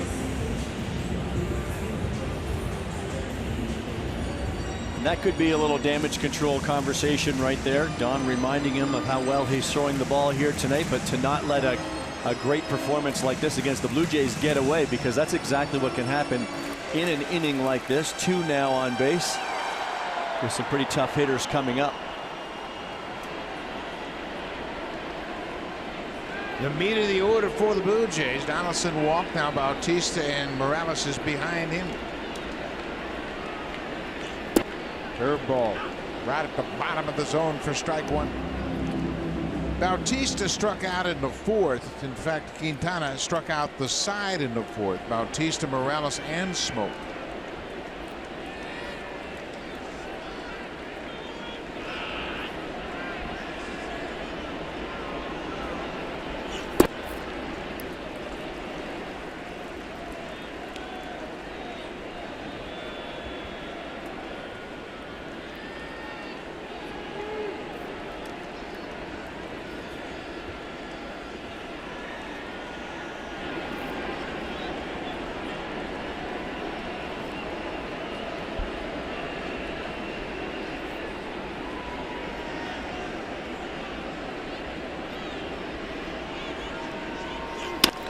Ground ball is short. Anderson to second for 1. Back to first.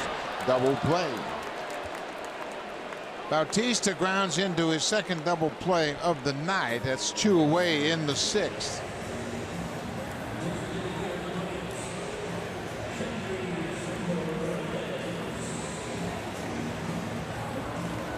Anderson has committed 15 errors this season, but boy, he was patient on that one. It was hit sharply to him. He got to it very quickly. And that's the focus we were talking about in the open when we talk about Tim Anderson and his role now as the shortstop of the future here. Kept his focus there, received the ball knowing it was hit hard right at him, knew he had time to feed that ball to his second baseman with Bautista running. That's how you do it. That's how you understand the pace of the game.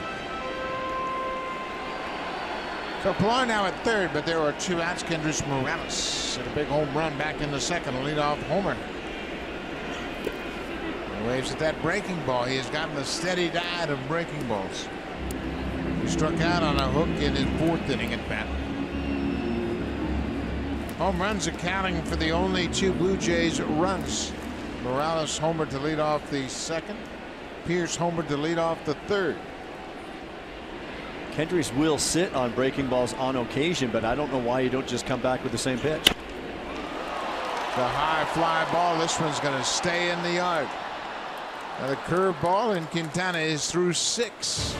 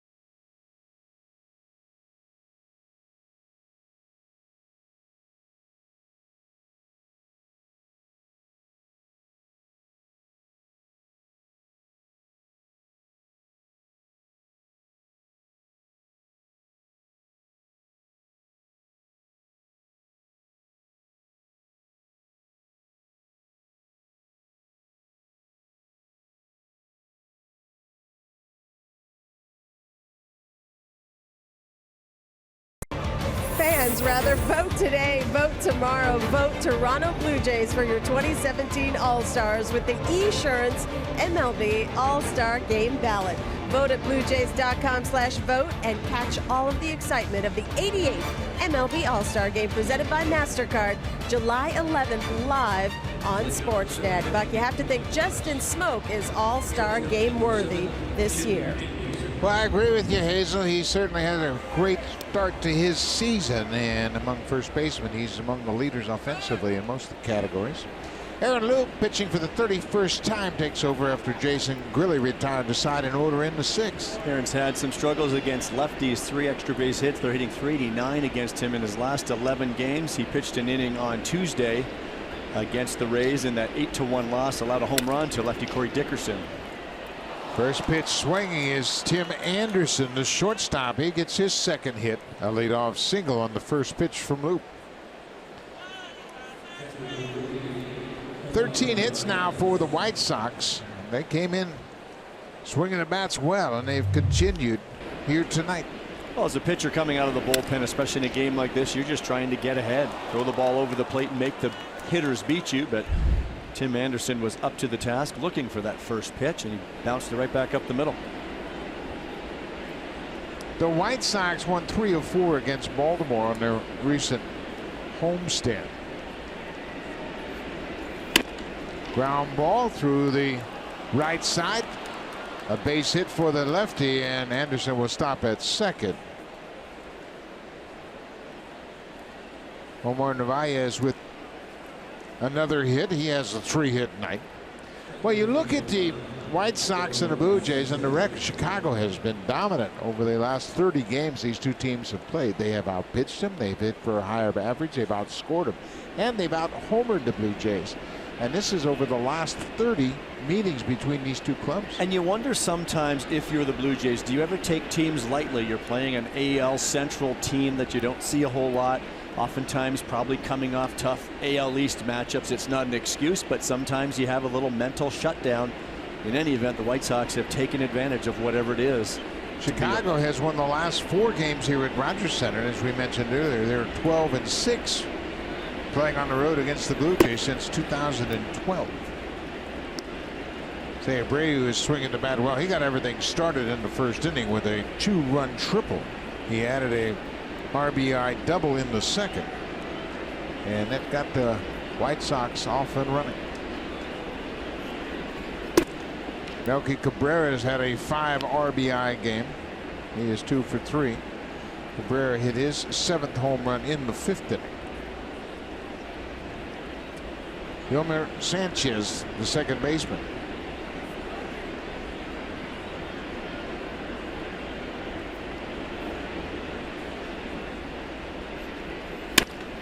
Sharply hit to shortstop. Tulowitzki to Barney for 1. Back to first. Double play. Nice double play. Available Honda Sensing in the all-new 2017 CR-V, designed to help keep you safe wherever you play. Honda, proud fan since 1977 and the official vehicle of the Toronto Blue Jays.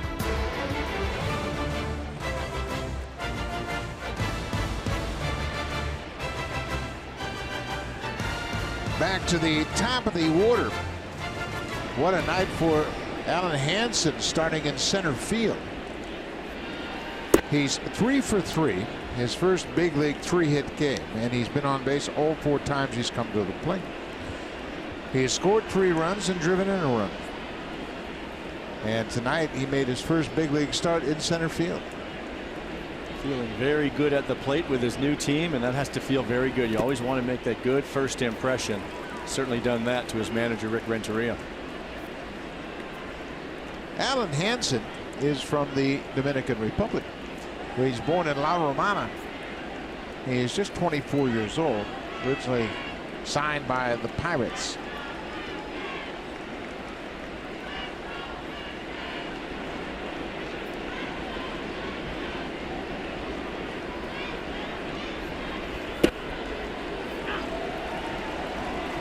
That's the pitch.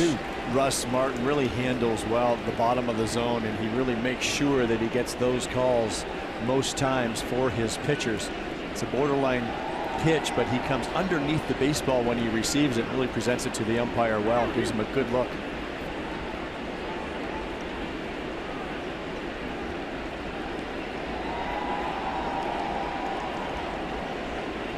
See where Martin goes here. Went inside with the fastball.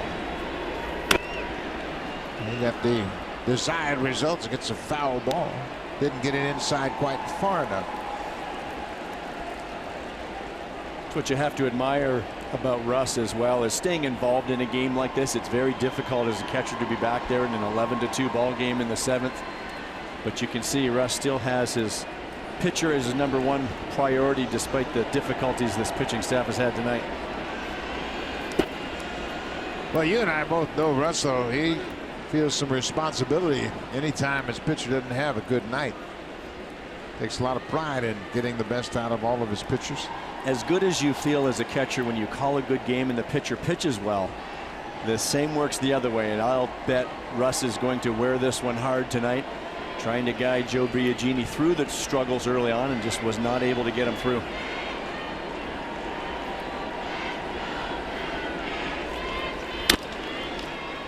Big bouncing ball to the shortstop. Tulowitzki throws, and that'll do it. Aaron Luke gives up back-to-back singles to start the inning, but gets a double play and a ground out.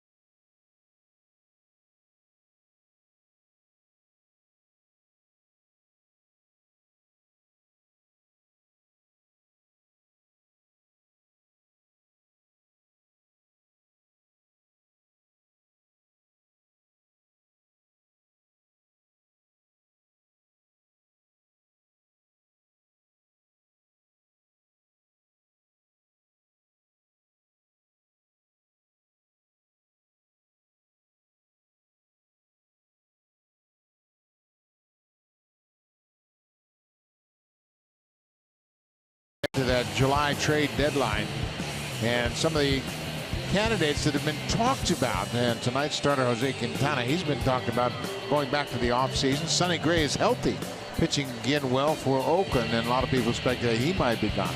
David Robertson's in the bullpen for the White Sox, and he is going to be a free agent. Lorenzo Cain, also an interesting candidate to be moved in Kansas City. Their center fielder. We saw Zach Cozart. He's having a heck of a year.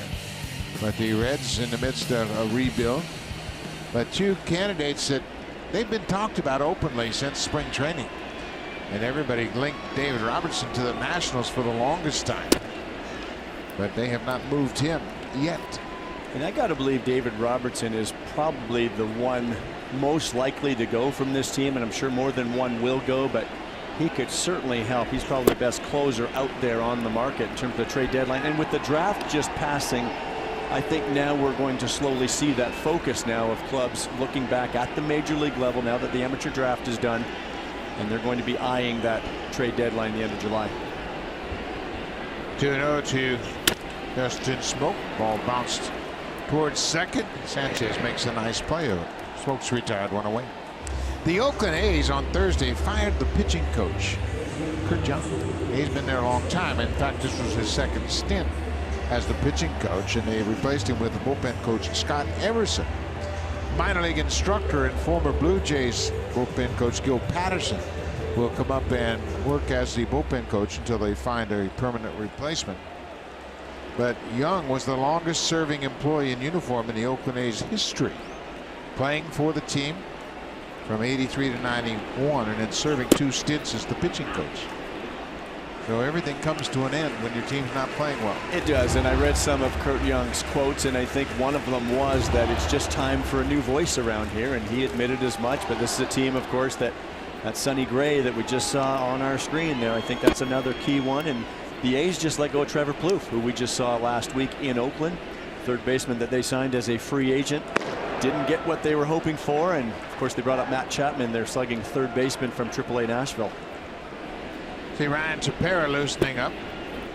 You know, you talk about the Royals moving Lorenzo Cain. They also have Mike Moustakas. People talk about Eric Hosmer, their first baseman. Kansas City, since the start of May, they're 24-18. Best record in the AL Central Division. A better record than the Twins, who are 22-18. So it's really kind of interesting. And when people anticipate, well, everybody was talking about, well, the Blue Jays need to move players in April. Kansas City needs to move everybody. And now they're back in the picture. Well, and I think that's why this next month, at least till the middle of July, you just keep playing games and see how the standings shake out. But I think that's really going to formulate the opinions of a lot of teams in terms of what direction they will take at the deadline. There's strike 2 to Tulowitzki. It's a full count with 1 out. Kansas City has really pitched well, and you wonder if they're going to have the offense to do it, but they've been swinging the bats much better too. Mike Moustakas has really come on after a slow start. He had a knee injury that knocked him out for most of last season.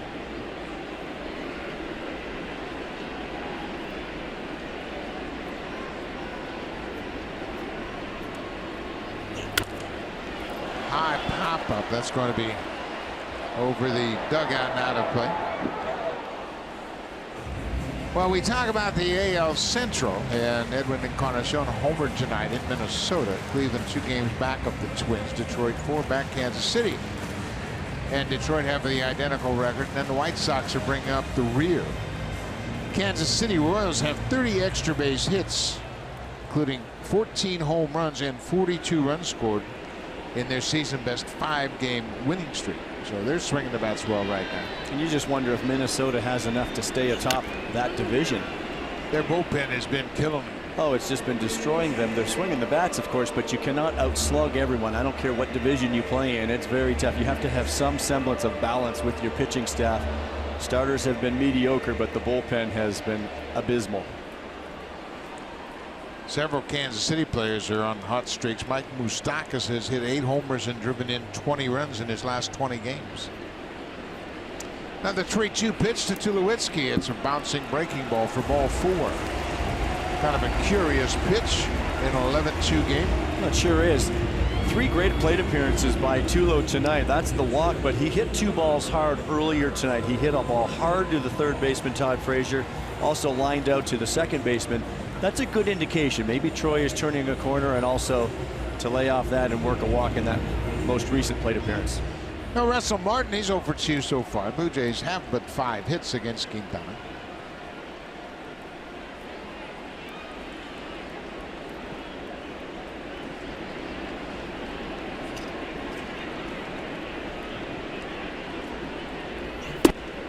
Martin takes strike 1.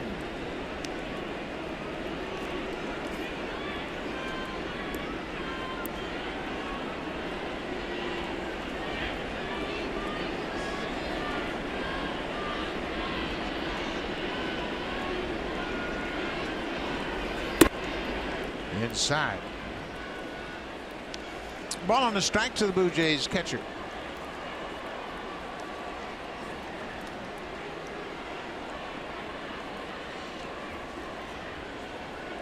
Russell Martin 0-for-2 so far, but boy, has he put together a streak here at Rogers Center recently. Coming into this game, over his last 10 games, he has hit in all 10 games with 3 homers and 8 runs scored during that 10-game hitting streak. And that streak bridges his stint on the DL when he had that shoulder problem, but he's hit .441 during the 10 games, all here at Rogers Center. I asked Russ about this today too, and I said, you know, your numbers are drastically different at home than they are on the road. Do you feel anything different? He said no, he didn't feel anything different at all. But I think when you see numbers like this, there is a comfort zone there. There is just the familiar surroundings, your hitter's eye in center field, where the ball's coming from. There's certainly a familiarity when you play half your games in one stadium, and I think Russ has found himself very comfortable. How about that line right back to the pitcher, and Tulowitzki is doubled off. Russell Martin couldn't hit it any harder, but Quintana made a nice play. It's a line drive 1-3 double play, and the White Sox are doing everything right. Quintana gloved it, a hot shot headed to center. Nobody but the pitcher can catch this one, and Quintana turns it into 2.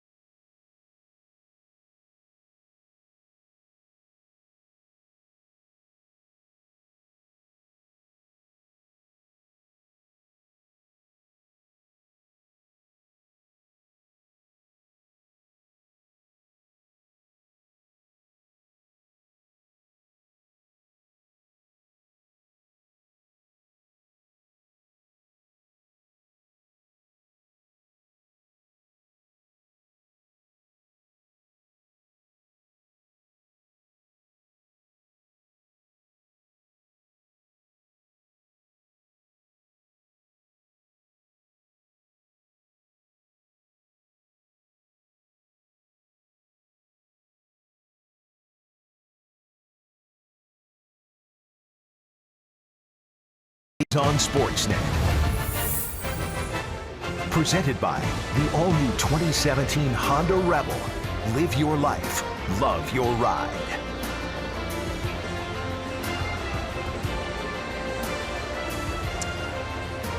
Jose Quintana in line for his 3rd win of the season, and he now has established that streak 9 straight games against the Blue Jays, pitching 6 or more innings, allowing 2 or fewer earned runs. That's the longest such streak against the Blue Jays in franchise history. Ryan Tepera coming on to work in his 29th game of the season. Another fine season for Ryan, and he's pitching to an ERA of 2.86, but more importantly, just 38 base runners in his 34 2/3 innings of work. Opponents hitting just 172 against him. And he pitched on Sunday in Seattle, pitched a scoreless inning with a couple of strikeouts in that Blue Jays 4-0 win. Melky Cabrera goes after the first pitch. 1 pitch, 1 out here in the 8th. Good fastball by Tepera. He'll be 94, 95 miles per hour, also with that slider and cut fastball.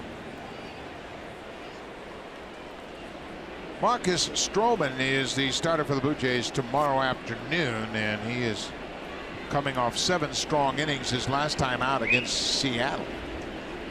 Marcus has done a terrific job. 7 innings, 2 runs, 1 earned run on 6 hits in Seattle against the Mariners.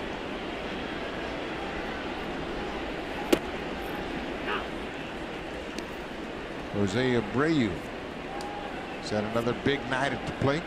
2 for 3 with a walk. 2 for 4 checked out. He had a 2-run triple and an RBI double. This one's going to reach the seats out of play.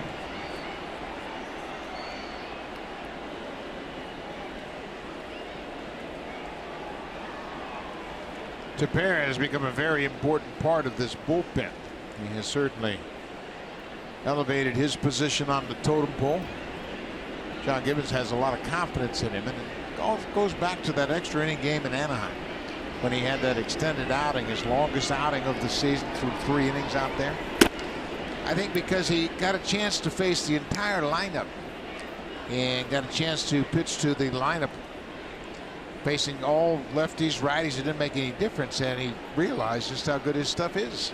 And he realized that, yes, he can get lefties and righties out, no problem. He's got 4 pitches. We don't see the changeup as much, but he's turned his cutter, the cut fastball, into more of a power slider. And now the slider is more of a slurve, he'll say, in the lower to mid 80s. 2 very good weapons, though, the cutter and the slider, with that arm that he has, often around 95 miles per hour. Jake Petrichka up in the Sox bullpen. This bullpen has really come together. They're throwing the ball very well lately. Good sinking fastball there. I thought maybe at this point in the evening we may see some defensive switches out there for the Blue Jays just to get some guys off their feet with the day game tomorrow, but they all have returned out for this 8th inning. John Gibbons opting to stay with his regulars. Well, they had an off day yesterday, and it is a quick turnaround tomorrow.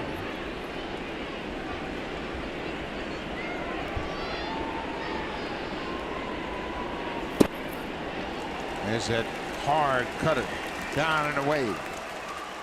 2 outs. This copyrighted telecast is presented by authority of Rogers Blue Jays Baseball Partnership and may not be reproduced or retransmitted in any form.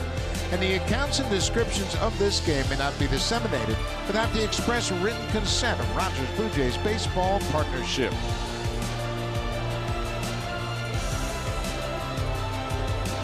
It has been all White Sox from the first inning on. They scored 4 in the first, 3 in the second, 1 in the third, and they have an 11-2 lead. Avisail Garcia, his hit streak is on the line here. He's gone 0 for 3 with a walk. Came in with an 8-game hit streak. 14 for 31, a .452 average, but tonight he's taken the collar.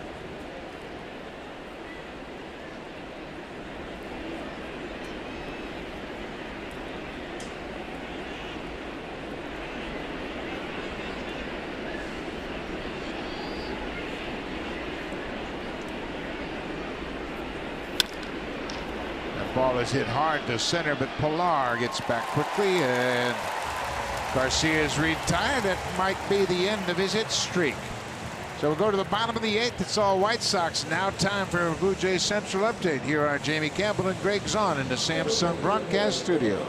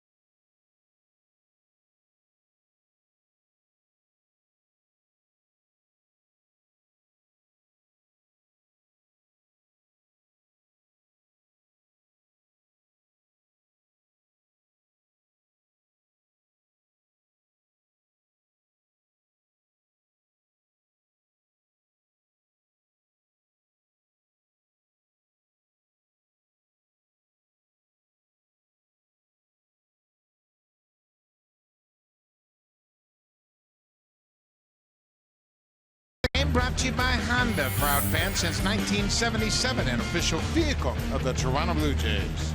Well, Steve Pearce came out swinging off the disabled list from that calf strain, and his first at-bat, he homers off lefty Jose Quintana. Hits a 2-2 fastball into the Blue Jays bullpen down that left field line. The Blue Jays are going to need this power bat It only added a single run to make the game 8-2 at the time, but it's been all White Sox tonight. But Steve Pearce and that power bat is going to be needed, especially with the issues they've had in left field this season, and also now with the absence of Devin Travis at second base. Absolutely. New pitcher into the ballgame is Jake Petrichka, making just his 4th appearance of the season.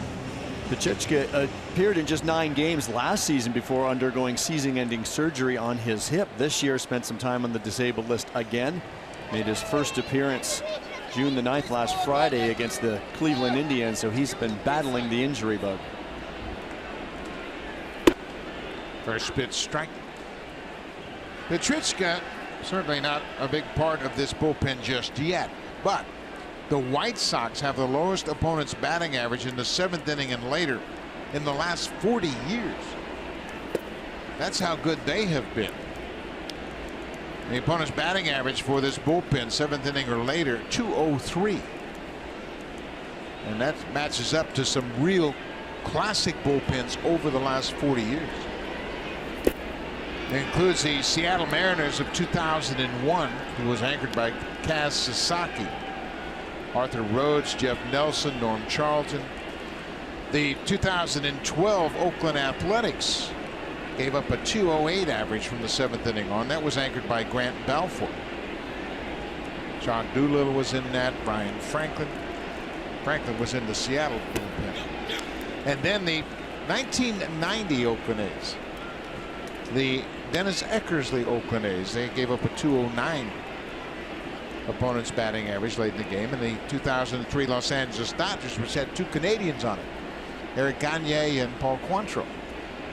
So the White Sox have really put together quite a bullpen here, especially late in ball games.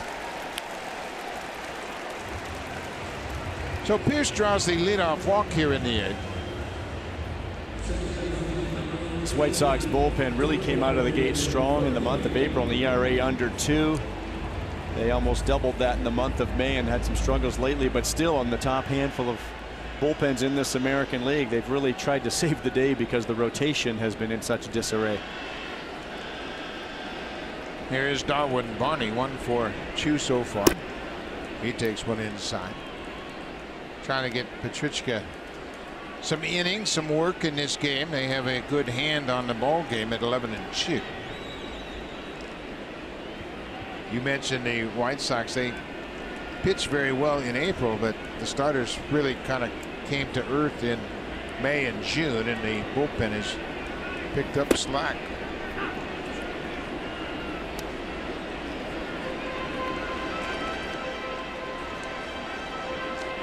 Petrichka will average 93, 94 miles per hour with that fastball. He's got a slider and changeup to go with it, all 3 pitches. Nice play by Abreu. He goes to Anderson for 1 back to first. What a nice double play. You don't see that very often. A 3-6-1 double play pulled off perfectly by Abreu, Anderson, and Petrichka. Well, what an outstanding job all around. Watch the play by Abreu just to glove this ball with the runner in front of him, but now the shortstop's not even at the bag yet. He has to time that throw, and then the pitcher has to get over there, beat the runner to the bag, find the base, and catch that throw from his shortstop. Good job all around by the White Sox infield. 4th double play the White Sox have turned tonight. Every time the Blue Jays started to get anything going in a particular inning, Blue Jays would hit into a double play. Watch where the shortstop Anderson is at the start of this play. He's not even in the picture. Well, as a first baseman, you don't want to wait for him to get to the bag. You want to lead him to the bag, but Abreu did just that by giving him a nice chest high throw. If that throws off the mark, you've got all kinds of problems.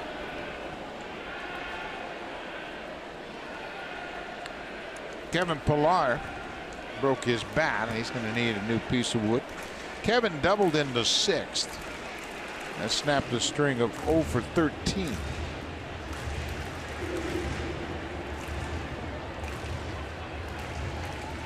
We talked about Tim Anderson earlier, the shortstop, and that's an athletic move right there. It's a nice feed by the first baseman, but Anderson able to navigate around that bag and throw on the run. There was no time to spin and throw that ball to first base with Barney getting down the line, but you want to make that throw accurate for the pitcher because it's tough enough to try to get there.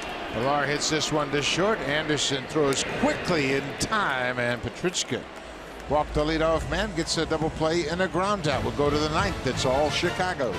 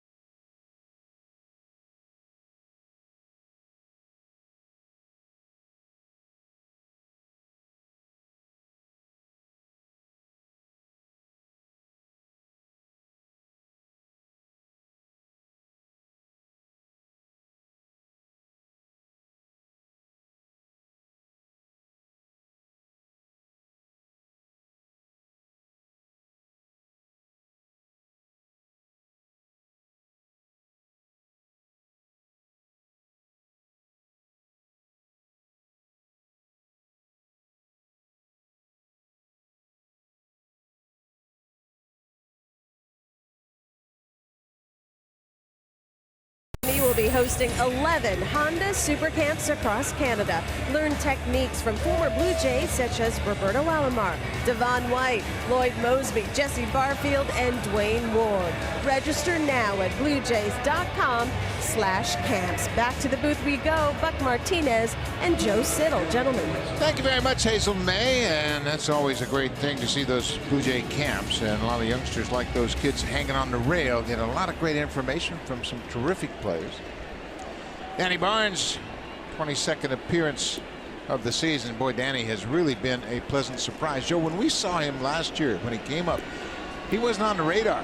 Not many people knew much about Danny Barnes, and he will be pitching to Luke Maley, who has taken over behind the plate for Russ Martin.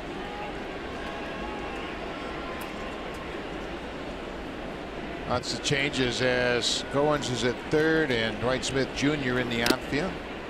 He is in right. So the regulars get at least an inning off.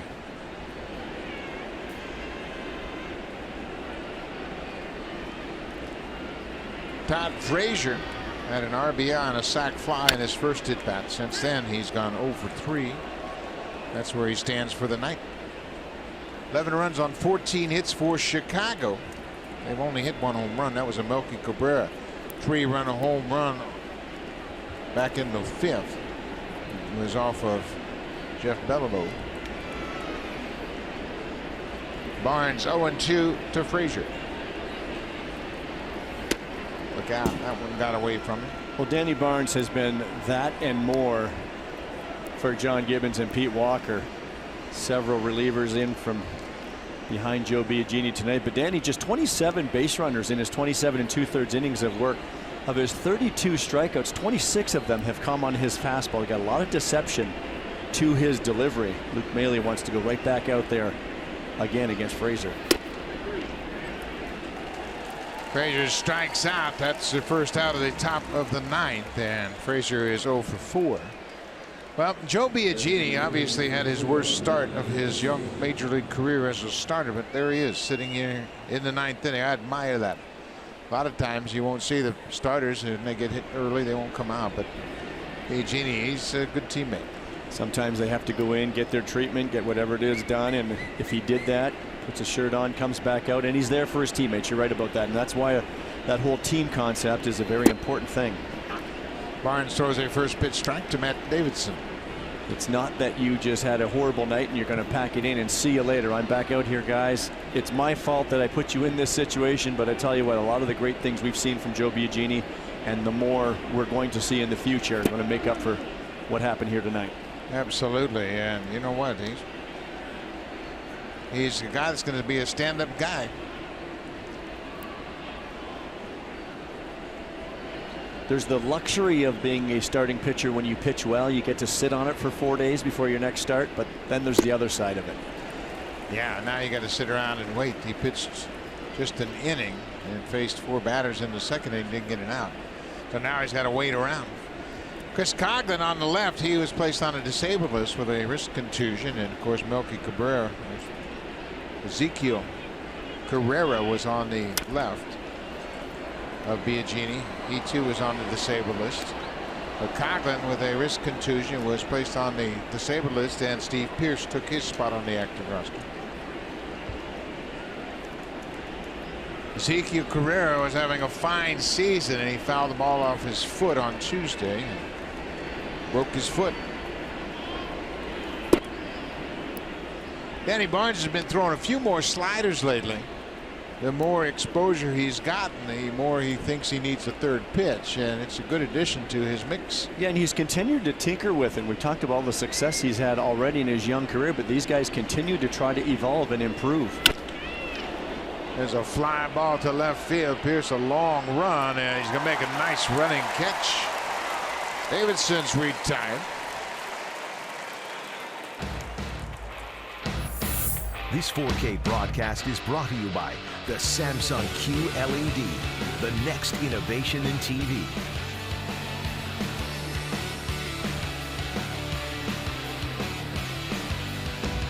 Very comfortable Friday night. This roof was open at the start of the game, but there were some clouds gathering. They've since closed the roof. Tim Anderson, the White Sox shortstop, 23 years old. He'll turn 24 next Friday.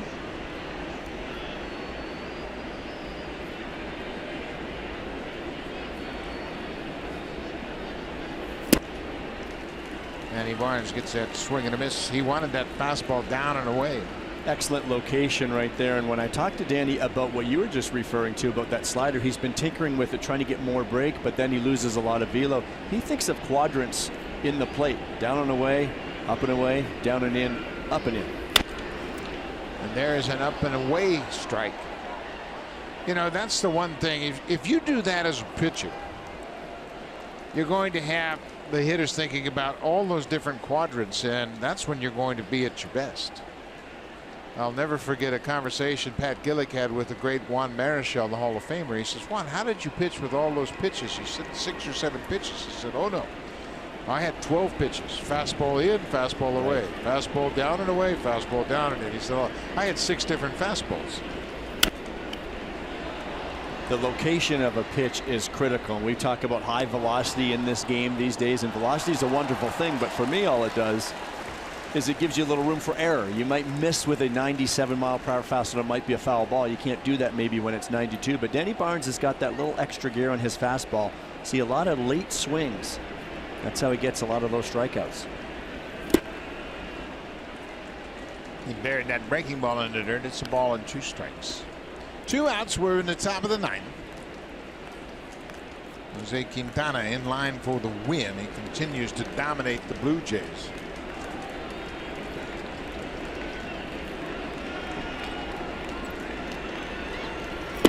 There's the changeup for the strikeout. Another good inning for Danny Barnes. 3 up, 3 down with a pair of strikeouts. So it's all Chicago. The Blue Jays are set to battle. It'll be Goins, Smith, and Morales when we come back to Rogers Center.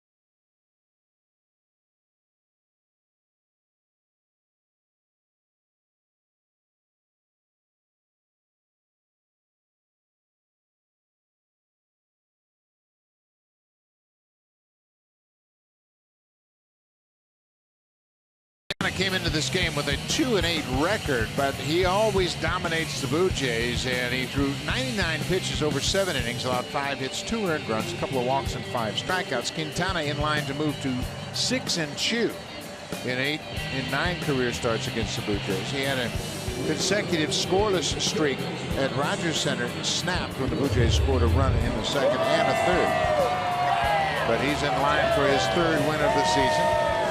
It hasn't diminished the enthusiasm of the Blue Jays fans. 39,071 showed up here tonight. First of 3. Blue Jays have managed just 2 runs on 5 hits, both runs on home runs. Kendrys Morales in the 2nd, Steve Pearce in the 3rd. So Ryan Goins will bat in his first plate appearance. He took over defensively for Donaldson at 3rd.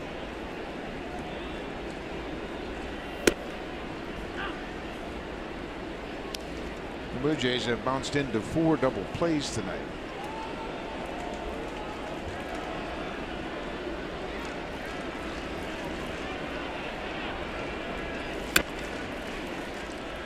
Once again, it looks like the Blue Jays aren't going to get to 500. The 7th attempt to reach 500. Another failed attempt. As they'll be pushed back once again. They just can't break through and get that plateau at 500. Haven't been at 500 all season long. And you just wonder, as a manager, as players, how much they're eyeballing that 500 mark. Goins strikes out, 1 away. Now for a preview of what's coming up next on Sportsnet Central. Here's Carly Agro and Ben Ennis.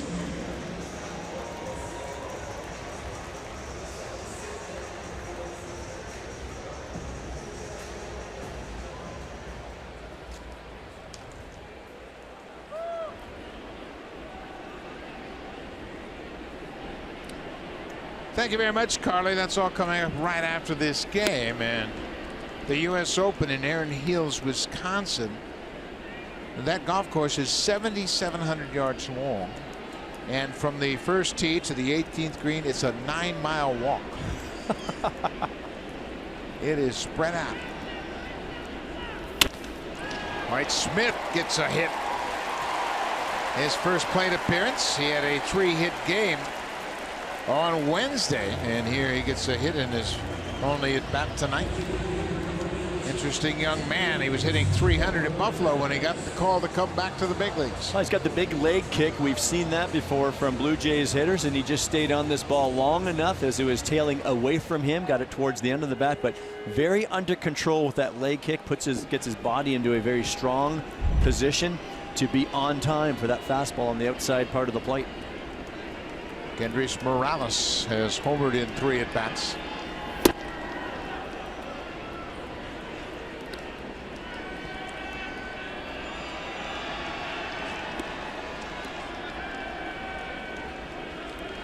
Kendrys 14 home runs. We have the Blue Jays on the board in the 2nd. Strike 2.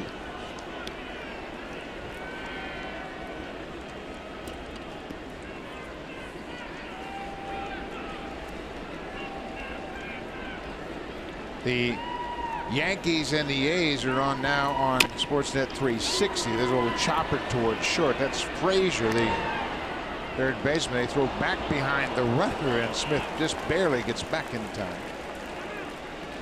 Well, he mentioned the Yankees, and they have had some problems all of a sudden. The Yankees are trying to avoid a 4-game losing streak for the first time in 2017, and they've been hit by the injury bug lately. Gary Sanchez has an adductor muscle problem. Aaron Hicks has an Achilles problem. Both are considered day-to-day. They left Thursday's game. CC Sabathia went on the disabled list with a strained hamstring, and reliever Adam Warren might be headed to the DL with the tied upper back. And this is a team that really has been firing on all cylinders, from their rotation to the bullpen, the way they swing the bat. So this could be maybe a little lull for the Yankees. Justin Smoke 0 for 3 goes after the first pitch. Well, that's the benefit of a 162 game season. You're going to have peaks and valleys, and you just got to make sure that you don't let those valleys get too deep.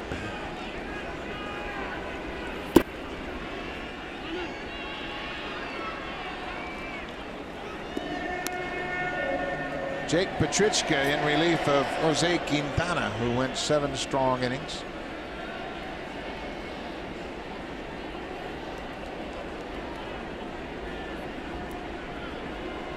The shift has become more and more apparent in this game, but they've got 2 infielders basically in the outfield grass. You think it hasn't become more difficult to hit?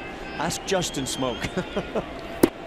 Yeah, it sure has. And you know what? When they play that deep, obviously they have so much more lateral range. And then the arms that the shortstop has. Anderson, he's behind second, and Sanchez is out there in right field.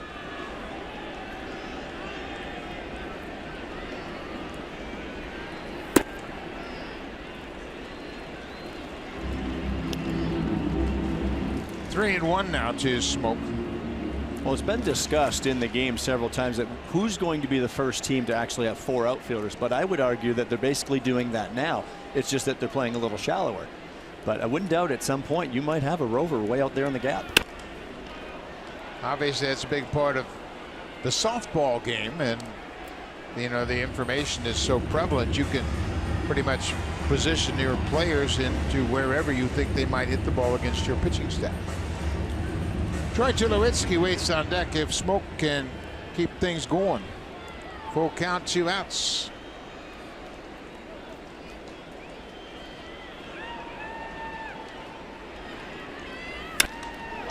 High fly ball deep to left field.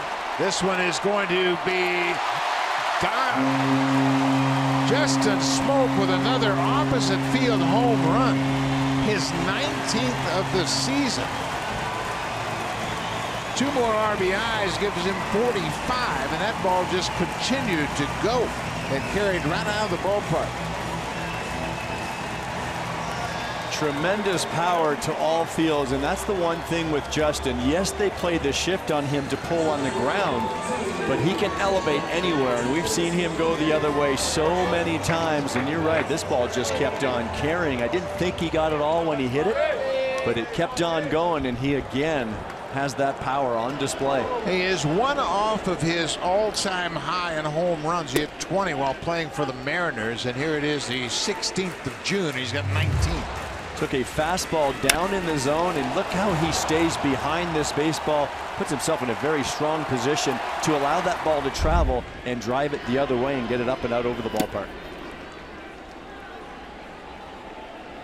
Smoke had 20 home runs in 2013. This great swing hits it out to left center, his 19th of the season.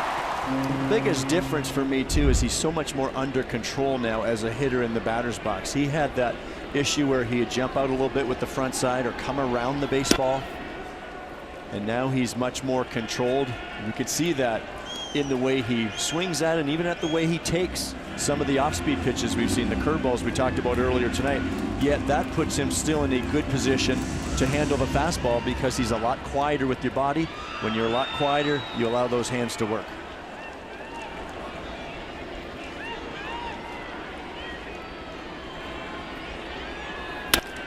Tulowitzki hits it up the middle, through for a base hit. 2 out, single for Tulowitzki. That's the 3rd hit of the inning. Petrichka faced 3 batters in the 8th, got a double play.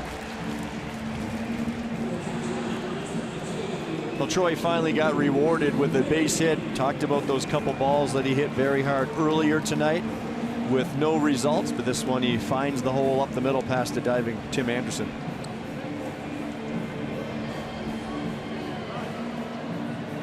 Rick Renteria is going to make a pitching change as Petrichka runs into a problem here in the 9th. This will be Gregory Infante coming on with 2 outs and a man aboard. Face Luke Maile, the batter, when we come back to Rogers Center.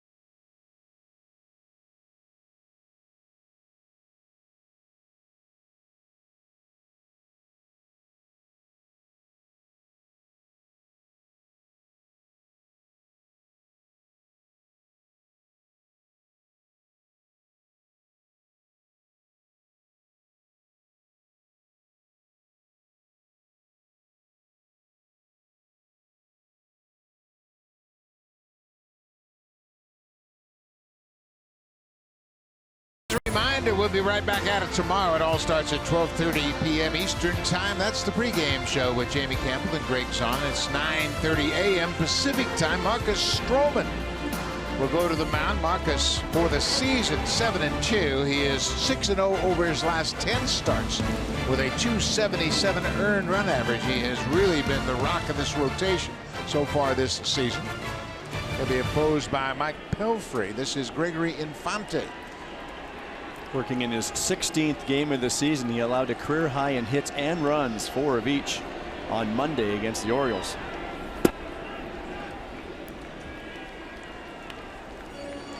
Luke Maile batting for the first time. He took over in the top of the ninth behind the plate for Russell Martin.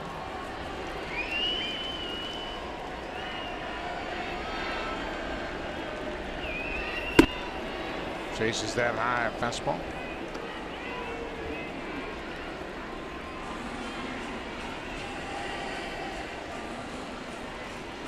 Blue Jays need big rally caps. 2 outs. They trail by 7.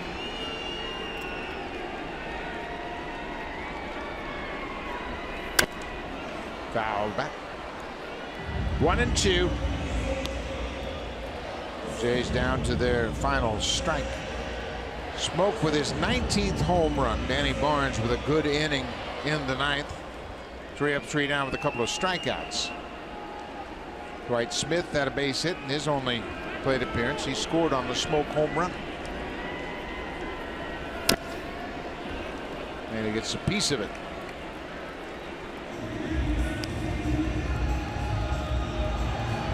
Everybody's trying.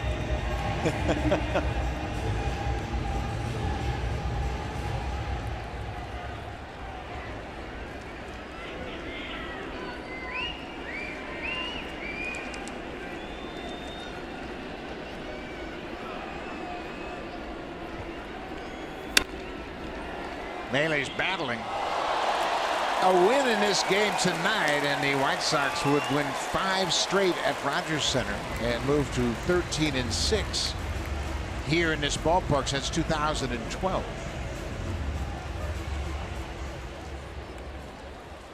They have had the Blue Jays number. They won 5 of 6 last year against the Blue Jays. Another 1-2 pitch. Another foul back by Maile. Well, they're getting on a little bit of a roll here too. They took care of business against the Baltimore Orioles, a struggling team, trying to get on some kind of run right here, and now they come into Toronto against a team that they've had success against. The White Sox have won a club record 5 straight season series against the Blue Jays. Over that span, 24-13.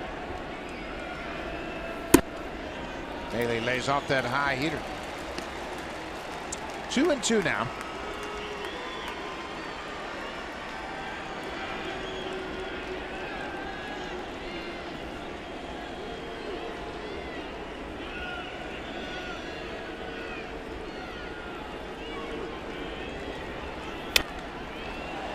Maile's hanging tough.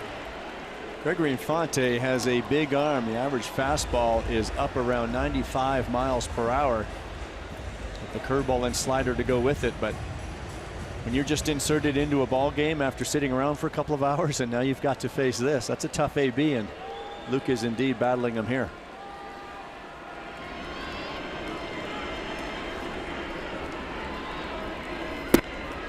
Full count.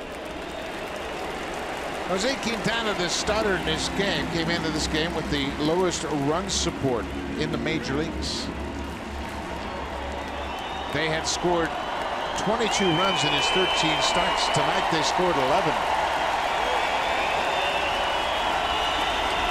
3-2, 2 outs. Tulowitzki will be off at first. Maile hits it on the ground. Sanchez at second, and that's the ball game. So the White Sox win the opener. Quintana continues to dominate the Blue Jays. He improves to 6-2. Melky Cabrera with a big night. Jose Abreu had a 2-run triple in the first, and the White Sox were off and running. Well, it was all Chicago tonight, and this is one that the Blue Jays will have to wipe away very quickly, go get some rest, and come back in the morning and play behind Marcus Stroman. And Marcus has bringing his A game once again. He has been the most consistent Blue Jay starter. We expect the same tomorrow, and for the bats to heat up a little bit. Joe Biagini slips to 1-6. And the White Sox take game 1. We'll see you tomorrow afternoon. Stay tuned. Here's Sportsnet Central. Carly Agro and Ben Ennis. Take it away.